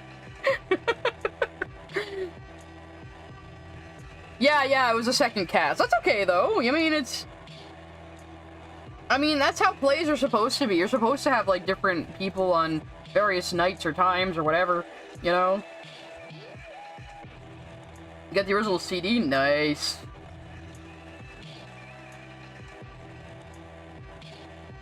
Oh, we're getting deep in the, we're getting deep questions in the chat today about free will. Well, that's about what that is kind of like a little bit what Hazbin's about too, isn't it? Like the paradox of like, you know, would you deserve to be punished forever? Like, would you deserve eternal punishment for like a finite crime or something? You know. Oh, it's not fucked up in the stage version, Drawing with Green, but it ends with everyone getting eaten by the plant, because that's how the original horror movie ended. Little Shop is a musical, is a campy musical based on an old black and white B horror movie, because people can make a fucking musical out of anything. In the movie version with Rick Moranis, which is still very good, they changed the ending to be a happy one because test audiences didn't like the ending where the plant ate everybody and then took over the world, which is actually what happens in the play. Yeah, right. I showed Skrill and Celeste the Little Shop of Horrors movie, and then after we were done, I brought up the original ending on YouTube for us to watch, where the plants just wreak havoc in New York City and destroy everything. And Skrill was really, really quiet for a bit, and then suddenly she goes, "Yeah, man, I think I like this better. I think I like this better."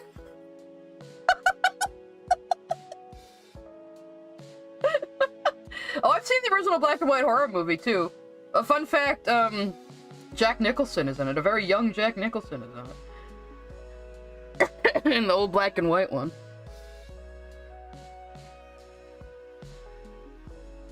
Oh, Loser Baby. Loser Baby is so fucking good. Oh man, Keith David's voice was so fucking smooth in that one too. Like, I was thinking, well, he's getting a little older now, but maybe his voice will start to weaken. God, no. Keith David always fucking coming through, but bro, he's awesome in anything he's ever been in. Have you seen Bat Boy? The fuck is Bat Boy? A loser, baby. You're a fucked up little whiny bitch. I love the way he fucking sings that.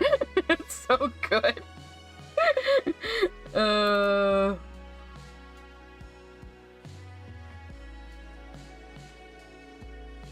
The guy who voices Lucifer too, like, I had never heard of him before. God damn, his voice is good. Like, so smooth. Holy shit. You know? And like, I've been seeing like Hazbin dubbed in other languages, and like every single language the singing is like off the fucking charts. It's so great to see. You know, it's like you just get like all these wonderful singers being able to do like, being able to perform an actual musical. Apparently, hang on, sorry, John Gray. Apparently, incest hit the auto mod. I guess that's fair.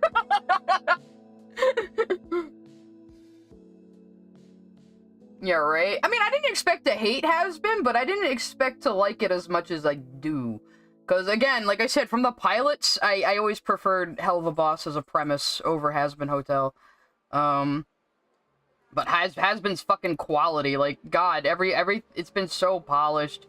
Like, all the singing has been so good. Like, unbelievably good.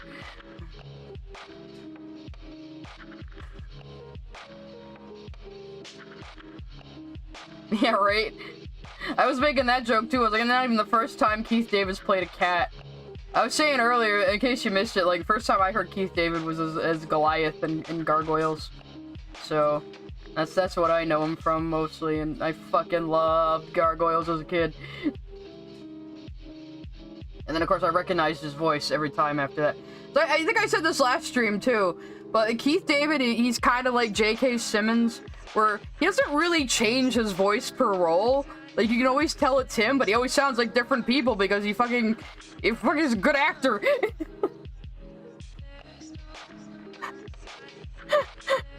Hang on a second. Are you telling me this guy is the same VA as our Ducks Short King? this bright-eyed flower boy here, the soft boy woo-woo.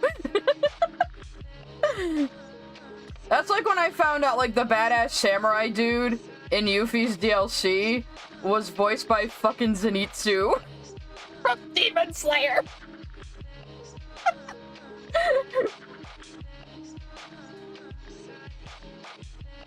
How do I explain the Italian dub Loser Baby on my YouTube home? I know I've heard some of the Italian version. It's good. Every version is good. It's like they just got like such good fucking singers for like every version it has been. I'm so happy about that. And I just like to see indie animation winning. You know, I really think the studio system needs to fucking die. So, why do people hate Zenitsu? I don't know. I think Zenitsu's a fucking hilarious character. And I think the guy who voices him in the dub, like, it's a rare instance where I actually think the dub actor is better than the Japanese actor. Like, he goes all out with the screaming and the goofy noises and the carrying on, and he's so good. I think I watched a little bit of Demon Slayer in Japanese, and then I decided to switch over, and I just fucking love Zenitsu's dub voice so much.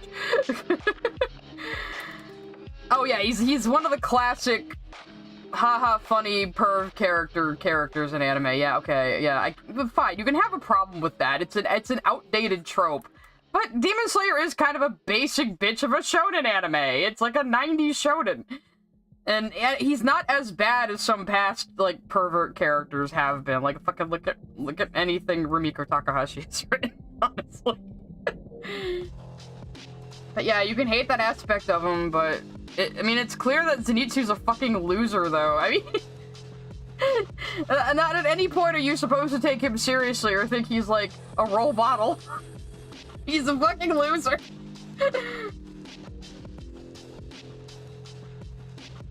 Yeah, people can't be fucking normal about anime. I love all these liberals who want to be so progressive and open-minded, and they're so xenophobic about anime. Like, why doesn't media from this foreign culture follow American sensibilities? That's just... Are you hearing yourself?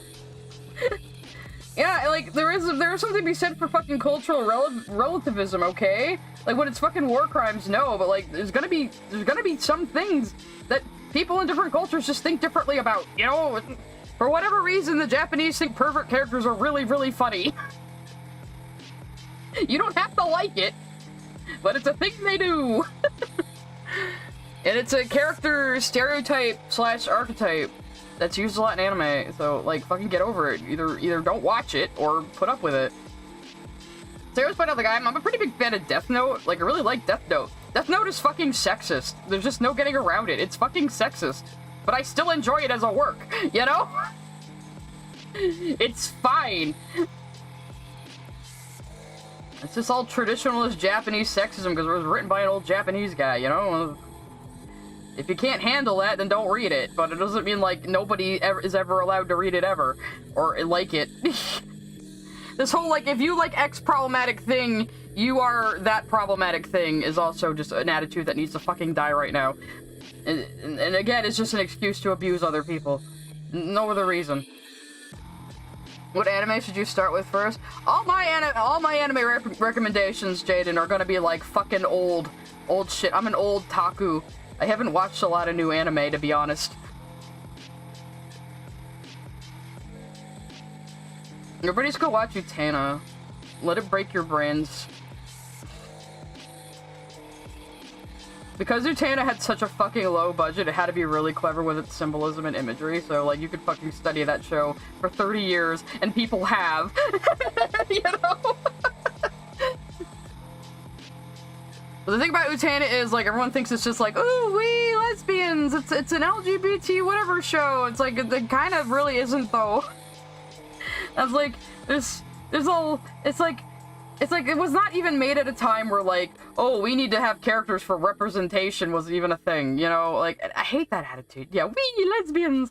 I hate that attitude, too. Like, people act like the only reason to have, like, a gay character or a black character is for representation.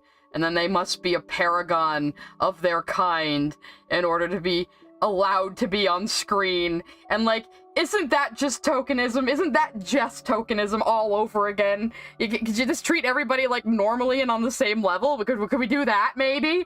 You know? Christ almighty.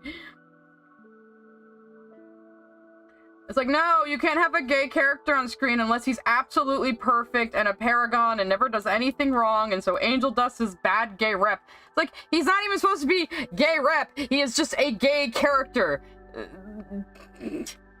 Well, Jaden, I'm suggesting Utena because it's free to fucking watch on YouTube, so just go watch it.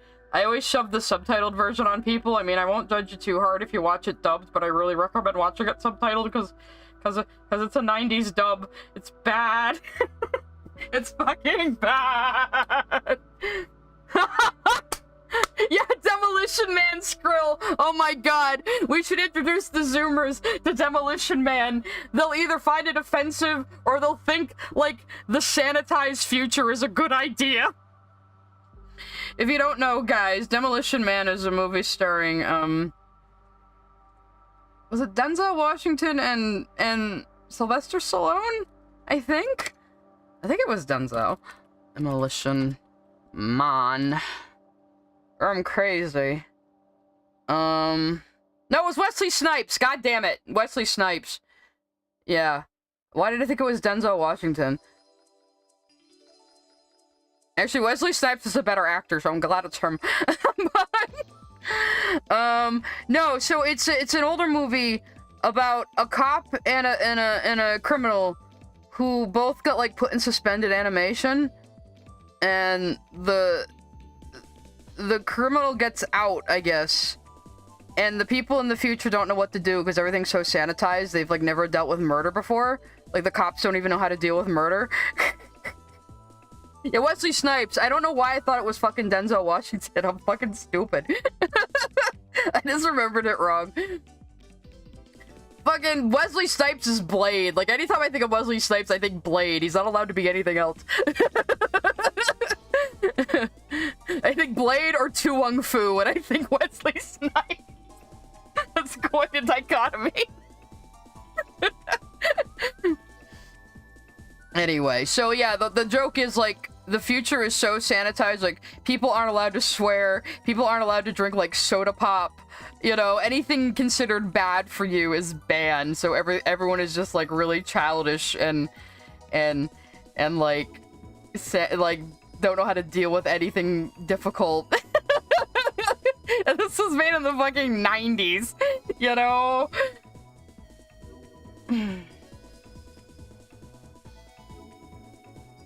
Viv said the only hetero is Nifty. Yeah, and a lot of people are like, why are the gay people in hell? It's like, oh geez, maybe people who have been, you know, traditionally at the fringes of society will depict themselves as monstrous beings at the fringes of society as like a fucking metaphor or something, maybe. You know, maybe a lot of us grew up relating to like demons and other outcast things, you think? You know, maybe. Bad hetero. Yeah, Nifty is such bad hetero rep. I mean, she's a maid and she cleans. That's sexist or something, probably. You can make anything sound bad if you're word it the right way.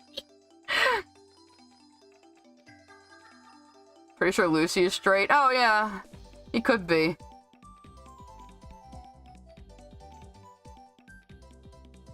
I love Lucifer's reaction. He's like, my golly, you like girls? I like girls. We have so much in common.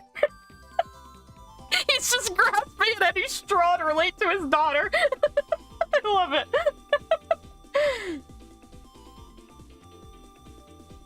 Anything, you know, the thing about like gender roles are of course gender roles are fundamentally meant to control people. Of course they are. Now, that is one of the points of Utena. Like, girls can either be a princess or a witch, and that's the only choice. You're either a pretty little princess who waits around to be saved by a prince, or you have a will of your own and you get branded a witch and stabbed with a million swords of humanity's hatred, which is what happened to Anthi. So... because Anthi tried to save the prince from humanity because he was dying, because the concept of him was not tenable.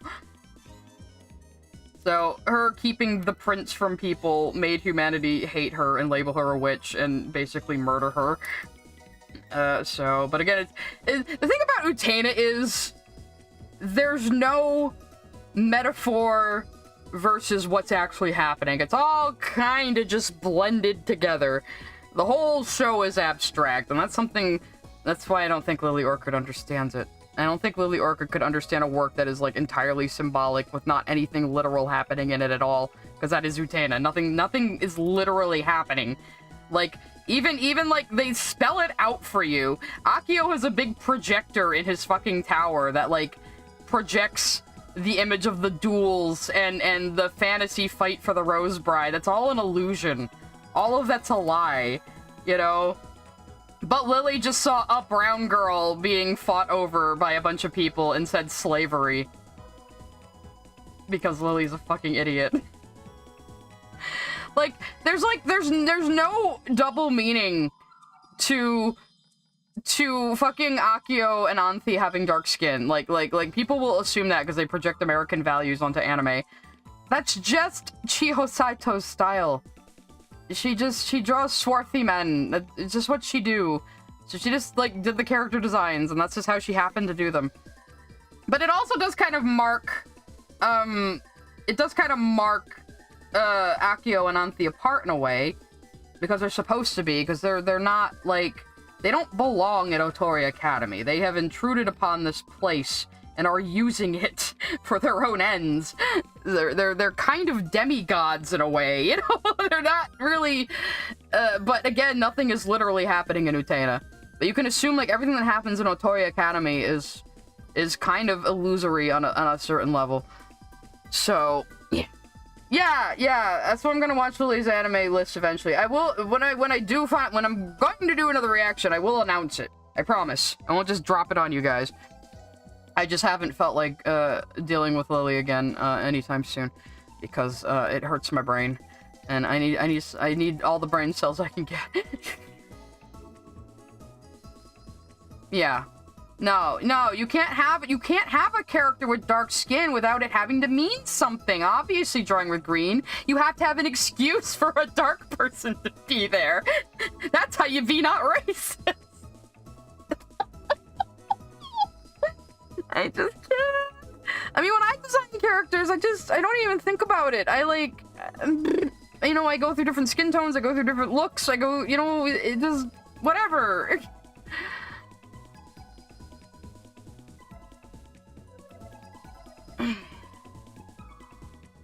90% of Craig of the Creek isn't actually happening, but it takes it so seriously.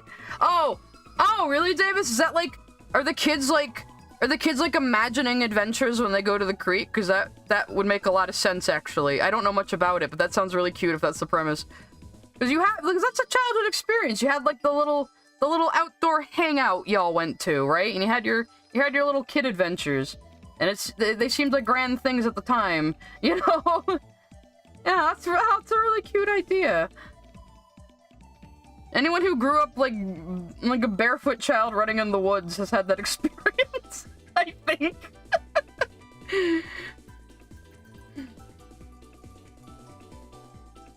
There's sort of the outsider kids who can't adventure with the others. There's like little gangs of kids. So it is like one of those eternal summer shows then, where it's like the nostalgia of childhood, and that's really cute. Has a character that looks like Rose, really? Is that on purpose, I wonder?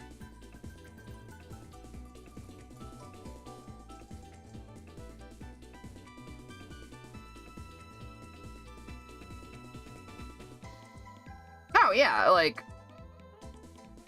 I don't know. People are so weird about this sort of thing. Like, and I think what it really is people are just looking for like the next hot take to have. Like, oh, you like this show? Well, actually, this show is problematic for these reasons.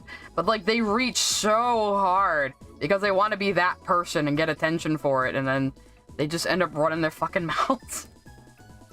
You know? And like I said, it's such a fucking poisonous attitude. And it disappoints me that kids are growing up thinking this is a normal way to behave when it's absolutely unacceptable. Like, I fear for them when they enter the workforce and try to pull this kind of bullshit. It ain't gonna go too well for them. Her name is Eliza. I'm gonna look her up, actually. Crag of the Creek. Elijah. She fucking does look like Rose. Oh my god. She looks like... Actually, she kind of looks like both Rose and Pink at the same time. Actually, no. Is this just how she dresses, or is this imagination land? Does this bitch really dress like this all the time? That's so extra. You think you're a princess? You probably live like in a suburb. Go to hell. That is cute, though. Oh yeah, look at all the little characters. So it is like just kids having adventures outside in a kid way. That's really cute. Probably a little too young for my taste, you know, but something parents can watch with their kids. That's always good to see. Oh, someone's comparing her to Princess Peach. That might be more apt, actually. Yeah, she's a fusion of Rose and Princess Peach. Yeah.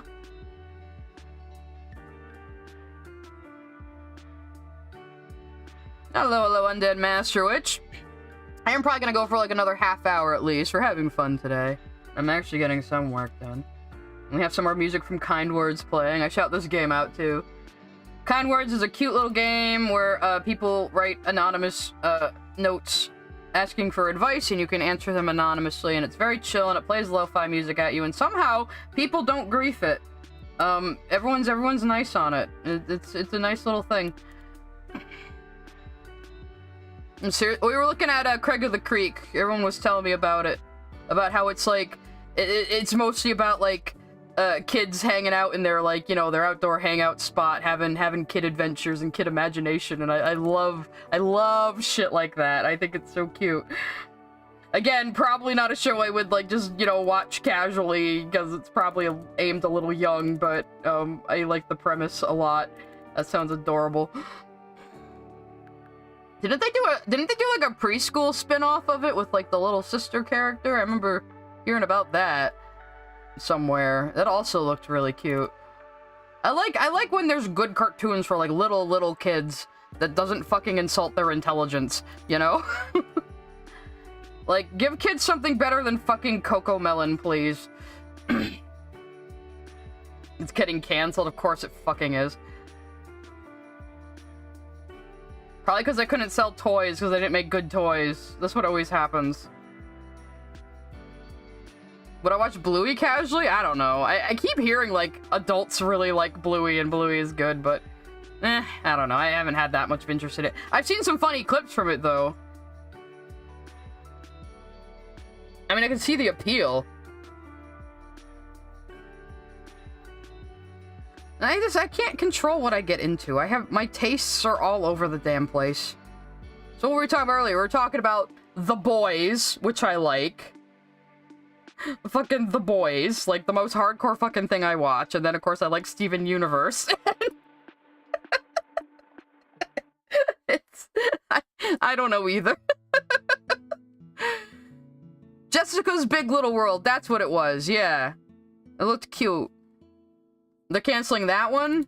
No, because it looked like a good, like, kindergartner show.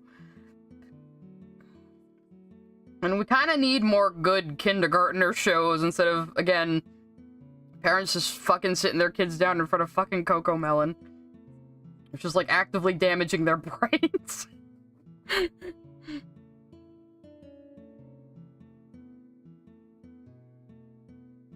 Rise of the TMNT got canceled because the toys are ugly as hell. Yeah, this is the thing.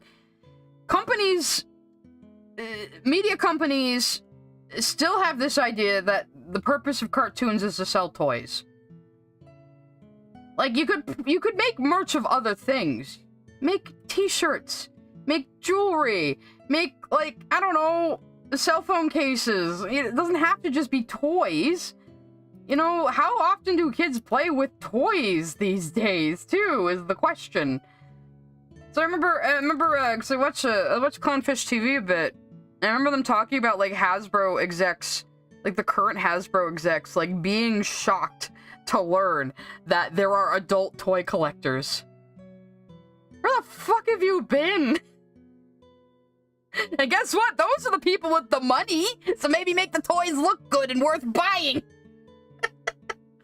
You know? Kids don't have money. Kids don't even fucking jobs, you know? Useless. Useless. Yeah, I mean, I'm not a parent. I have no plans of being a parent, ever. I will mentor younger people, but I'm no interest in being a parent. But, I mean, obviously I like screens. I'm big on screens. I'm big on technology, but I do worry sometimes what is this doing to kids. I do think there needs to be proprietary devices that lock out most of the internet for children.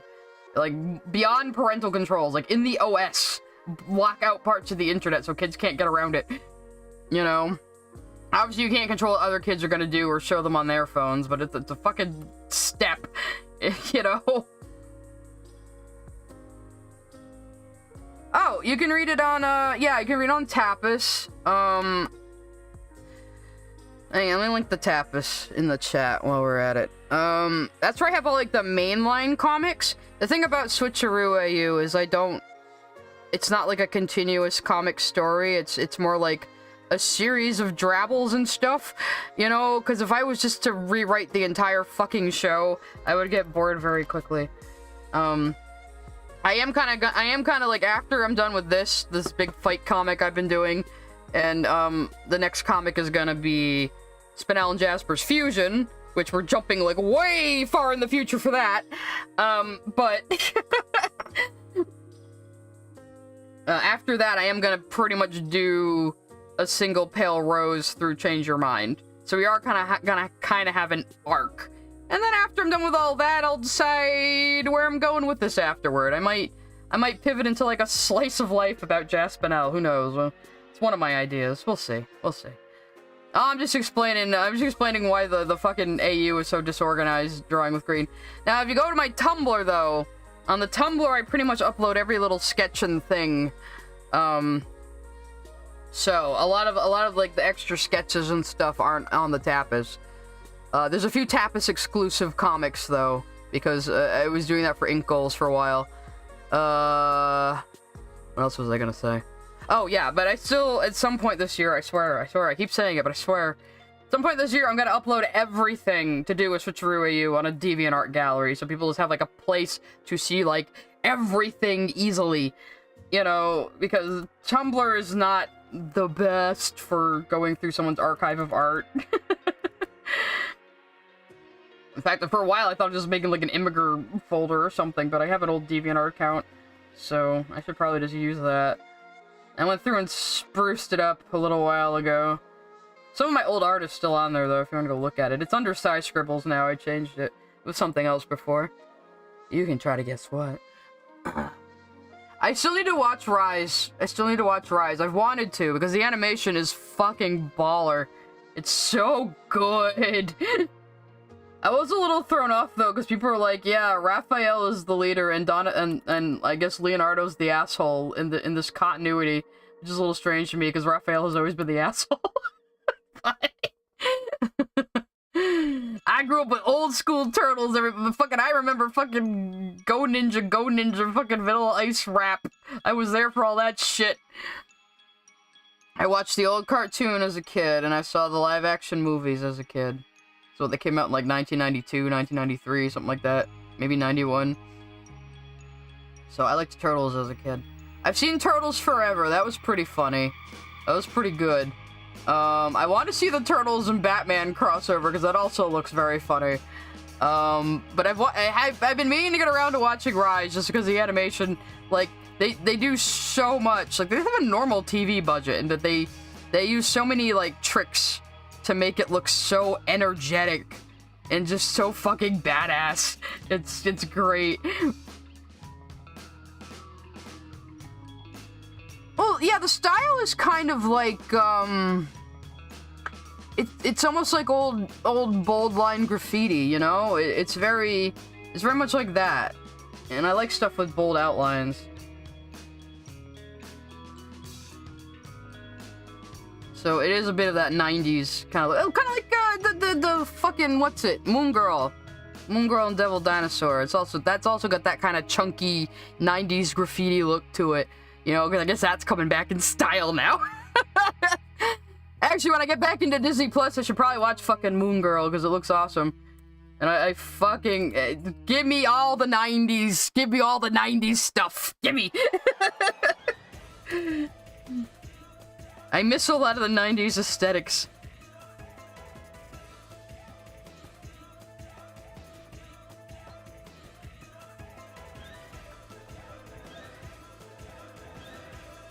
The fans cope by making content. I mean, fan content is just kind of like a rule of thumb these days. Like, transformative works have like come such a long way, because it used to be almost embarrassing to admit you write fan fiction, and now like everyone's just like, oh, it's just a normal part of the ecosystem of entertainment now. The way attitudes have shifted is so interesting. I guess my own attitude has shifted too, because I never used to be a fan artist, and now it's like all I do.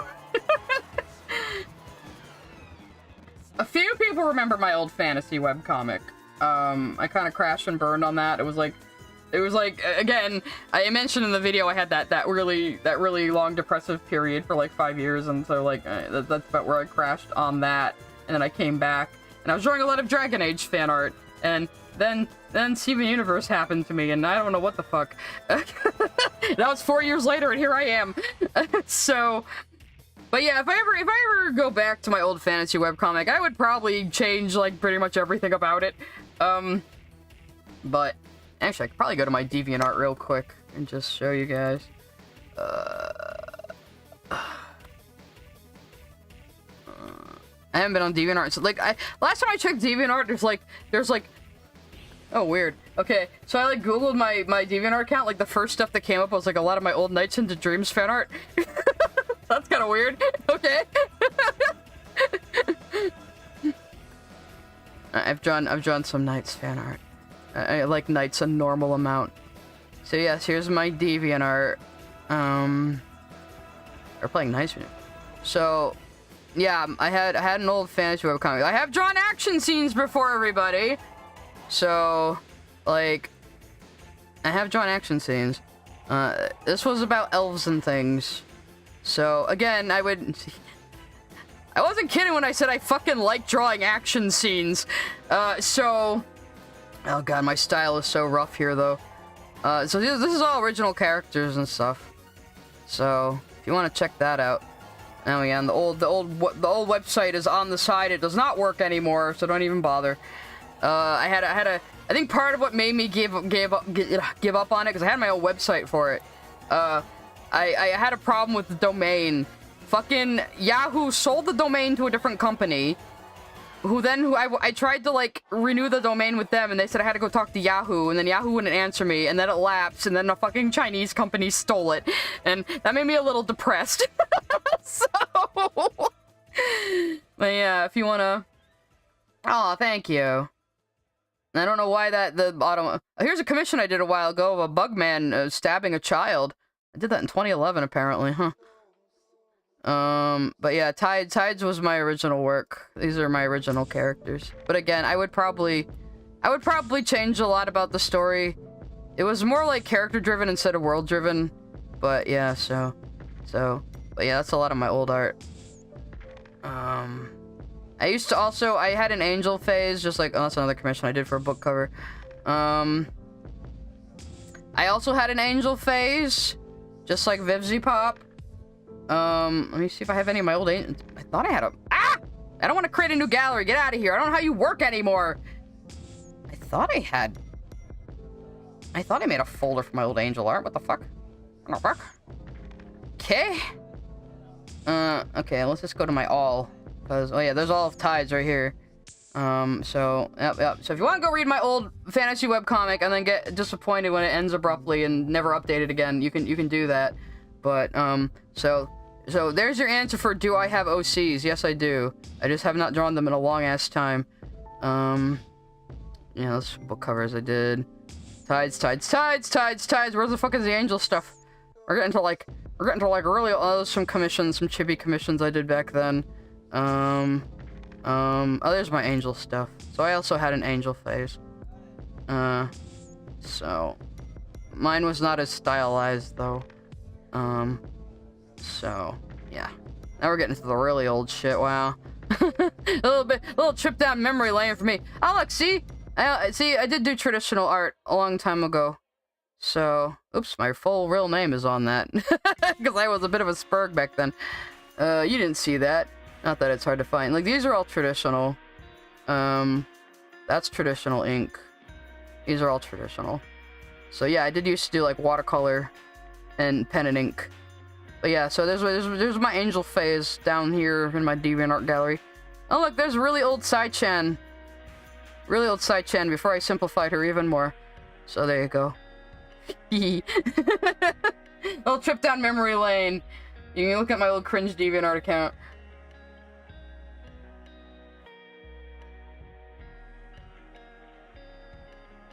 My art looks like it tastes like a ring pop. I don't know if that's an insult or not, but I will take it. That may be a little... Been meaning to write Digimon content. You have been distracted by Vigigames. I wish I could be distracted by Vigigames. I haven't played a lot of Vigigames lately. Actually, no, I have been playing one. Because I said before, I haven't been playing a lot of AAA games lately. I've been playing mostly like little indie games and shit. Actually, I have a recommendation for everybody. Let me get the Steam version of Distracto Vision up. I can fucking get in here. Okay, there we go. There we go. So I've been playing this game called Tavern Master lately, and it's really fun. And it's just like a little sim game. You build your little tavern, and you get customers, and you advance as you go along. And it mostly plays in the background, so like I can play it while I'm drawing.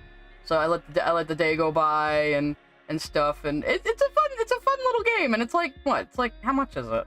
It's like $14, $15. So big recommend if you like little sim and building games and like shopkeeping games. Which I've been into shopkeeping games lately. I don't know why. I just have. But yeah, seriously, I have not played any AAA games in a long time. I've mostly either been playing No Man's Sky or a bunch of like little indie games I've collected. So I think the gaming industry is having the same problems as the wider entertainment industry, where we just have all these people who don't actually understand the medium and don't understand the entertainment itself and don't understand the audience, and they're in charge of these companies. I think that is the primary issue. Like, the people at Disney right now, I don't think they actually understand why people enjoy entertainment. They're like fucking bored or something. And, like, the people in charge of video games right now are all from different industries, and they don't understand gamers, and they don't understand what we want, which is why they're also flabbergasted by Pal World doing well. Speaking of which, Pal World, Skrill and I are streaming that tomorrow at 1 p.m. my time, so look forward to that. I will announce it again tomorrow, just to remind you all, don't worry. Oh yeah, I have Unpacking as well, Blurry. I have Unpacking. I don't think I finished it, but I've played quite a bit of it. How many hours did I play, Steam? Tell me. I've played 84 minutes, okay, but I have played it! I got interested in Unpacking because Yahtzee from Zero Punctuation, who we were talking about earlier, he recommended it. And my tastes usually align pretty well with his. Actually, he's the reason I also played Saints Row 2, because he said Saints Row 2 was basically what GTA 4 should have been, and he was right. Saints Row 2 is one of the best games ever made. I'm in Eastern Standard Time, so right now it's 5:30 p.m. to give you some context. I am probably going to I'm going to wrap up the stream soon. No, Mud King, I'm gonna stream it tomorrow. So Skrill is going to be. Skrill has played 16 hours of Pal World. Jesus Christ, Skrill. So Skrill is going to be teaching me Pal World. Like I said, hopefully I will pick up on it quickly because it's basically just Ark. It's just Ark Survival Evolved, which I was really addicted to during my depressive period, so I have made myself not play it again. But from what my friend has told me, Pal World is like a less pain in the ass, less grindy version of Ark. So, hell yeah, I'll go for that.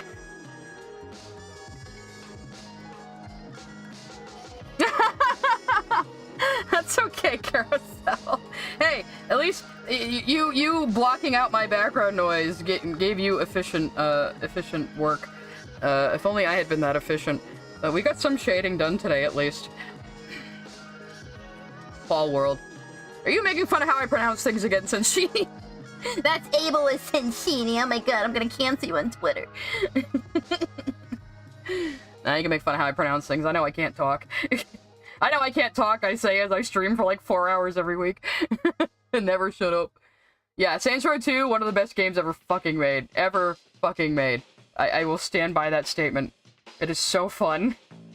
And it has some of the most insane, like character customization, like, to this day in a game. Like, you can fucking customize your character's fucking earlobes. You can wear, like, independent socks and different underwear and pants and an undershirt and an overshirt and a coat, and it's nuts. Oh, and since I added some of the music, I would also recommend Bully as a good open world game. Bully is a great game. It's like a GTA version of like an 80s teen movie. It is it's so good. There's probably a few problematic things in it by today's standards, but there's actually a couple I can think of that are maybe a little problematic, but overall it's a funny fucking game. And it does a parody of 80s teen movies and like Animal House and shit like that very, very well. It's good shit, good shit. I haven't played it in a long time though. Like I played it on the PS2 and then I played it again on the 360, so maybe eventually I'll have to get it for PC. I've done that with a few games. Just gonna adjust their shadows a little bit. Oh, thank you, Carousel. Yeah, like I know I was saying before, I don't really draw in the Steven Universe style. I just use enough of its style to trick you, basically. I fooled you all along, audience. I don't draw like Steven Universe at all. I did say stories set in school bore me, don't I? But in this particular instance, I am running around, you know, doing things in a video game. That's a little different. And also, like I said, it's like a fucking parody of, like, 80s teen movies. Like, straight fucking up. Actually, I think Call Me Kevin has played a bit of Bully, if you want to go see what the gameplay is like. And just watch him screw around. It's always good to watch Kevin screw around. Oh, maybe Steven Universe draws like me, yeah. Rebecca Sugar has been copying me all along. I mean, I had a cat named Jasper, which I named before she made Steven Universe. I always have to specify cat Jasper now when I'm talking about him. And poor Monty, my tuxedo cat, I have accidentally called him Jasper since I got him. I guess I missed that cat a lot. He was a good cat. But this is why I couldn't get black cats again, because I was too sad. My last 2 cats were both black cats. They were brother and sister I got from a local shelter. And they both lived to be 15. I miss them a lot. But now I have 2 different cats who are weird little guys. Oh, Call Me Kevin is great. He like, I wish I could make The Sims as interesting as he does. I tried streaming The Sims one time, but I just couldn't keep it interesting. I don't know. There's just some games I won't stream just because I don't think I can be entertaining while playing them. Yeah. Basically. Oh, thank you. Everyone like every time I think, and then of course we have Jasper's crazy face over here. Just give you guys another look at that. Every time I think I'm getting too far into my own style drawing Jasper, everyone tells me I draw Jasper really hot, so I'm just like, okay, you know, whatever. I'll just go with it. I can just I can just show my ass to the internet and you can see like my own tastes coming through in the ways I draw her. I'm life goals? Oh gee, I'm terribly sorry for that.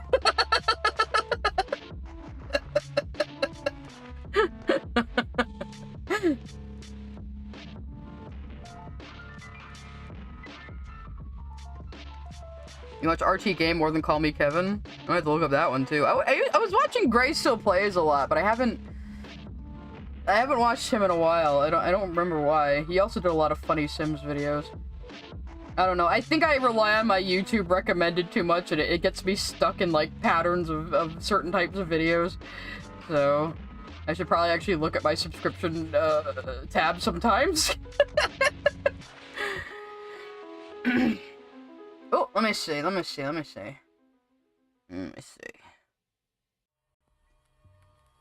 Oh, not too bad. Hey, let me bring up Distractovision. This is our art show off section. I love this. I love the reflection up here. Is this supposed to be like a roll swap? A roll swap white? Cause see, I thought you were gonna do her hair all the spiky hair, so I see now why you were struggling. I understand now. I misunderstood. That looks cool though. I like the sketchy pencil type texture around this. That's always my problem. I always want to make everything so clean. Like I'm always afraid to like put in like sketchy aspects to things. I'm trying to change that.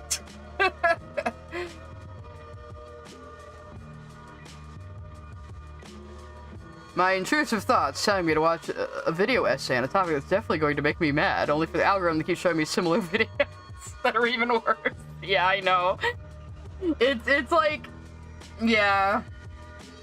Sometimes I'm like just scrolling through my YouTube recommended and it's nothing but like weird garbage, and I'm like, what did I watch recently to deserve this? I went down a rabbit hole on the Titan sub a while back when that was happening, so I had a bunch of those fucking videos recommended to me. Some of them were like this AI voice videos, and I was like, I'm getting too deep down the fucking rabbit hole now. I mean, Carousel, it's normal to look at other people's art and be like, oh man, I wish I was that good, and then someone else is looking at your art the same way. It's just the curse of being an artist. You're never gonna like your own stuff. If you like your stuff a little too much, you're probably doing something wrong. Only bad artists think they're like super good, in my experience. Oh, he changed his thumbnail style? Maybe that's why I haven't seen him. White's cracked because new pink is... Oh! Okay, I got you. Gotta love hating your own art. Yeah, right. It's just the irony of being an artist, I guess.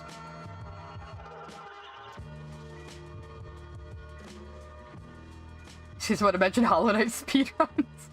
See, I don't enjoy speedruns, but for some reason I enjoy videos about how people cheated at speedruns. I don't know why.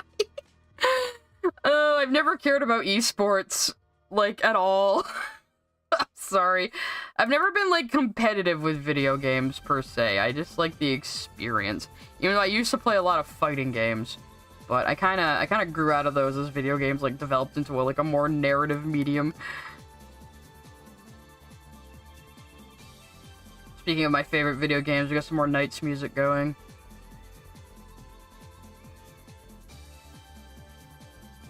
Yeah, right. Yeah, you love videos about people cheating on speedruns. I don't know why it's so fascinating to me, but it's like, but it's also like, why would you just cheat at something so asinine? You know? And of course, I've been following, I've been following the fucking Billy Mitchell drama, of course, because that guy is a living cartoon character.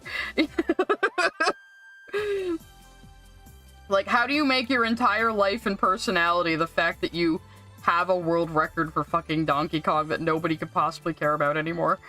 And then, but I guess he's like weirdly, like, independently wealthy somehow, and he just goes around the world acting like he's the fucking shit, because I'm the king of Kong, baby, and it's like, it's kind of pathetic, but, you know. Oh, you know this Night song? Well, it's the main theme, but it's the remix of the main theme that plays when you beat a level. That's what this is. Yeah, I mean, when I'm really good at a video game, I'm pretty proud of it, but most of the time I don't worry about being the best or min-maxing, because it's just not how I enjoy games. But there are some games I'm very, very good at. Like, I've gotten pretty damn good at Project Zomboid. I've beaten Bayonetta on hard. That was actually fun. Oh, Billy Mitchell, like, probably cheated at his Donkey Kong record he's built his entire life on. But I guess he sued the record company and made them put it back because, I don't know, the judge didn't understand the case, I guess. It was, even though he, like, perjured himself, like, 3 times. I don't know, it's just look up anything on Billy Mitchell. He's a fucking weirdo. He's just one of those people, like I said, it's like a living cartoon character. Like, you can't believe he's real.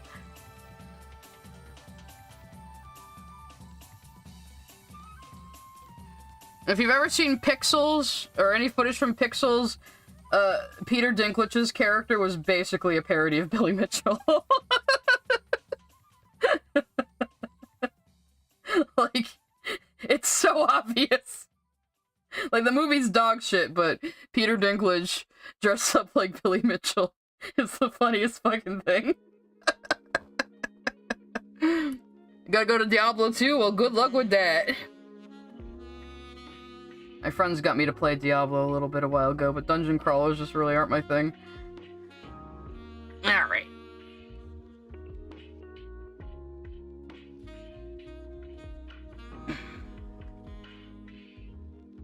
I've never tried the skips. I don't know, I guess to some people, like, breaking down a game into, like, its raw data and its raw functions is fun for them, but it just isn't fun for me. I like to actually experience it as art, you know. I guess. Alright. I think I am gonna end the stream here, but we got some work done at least. I was kind of hoping to shade more than this today, but of course I went on long tangents and telling you all about arguments I've had on Twitter as usual.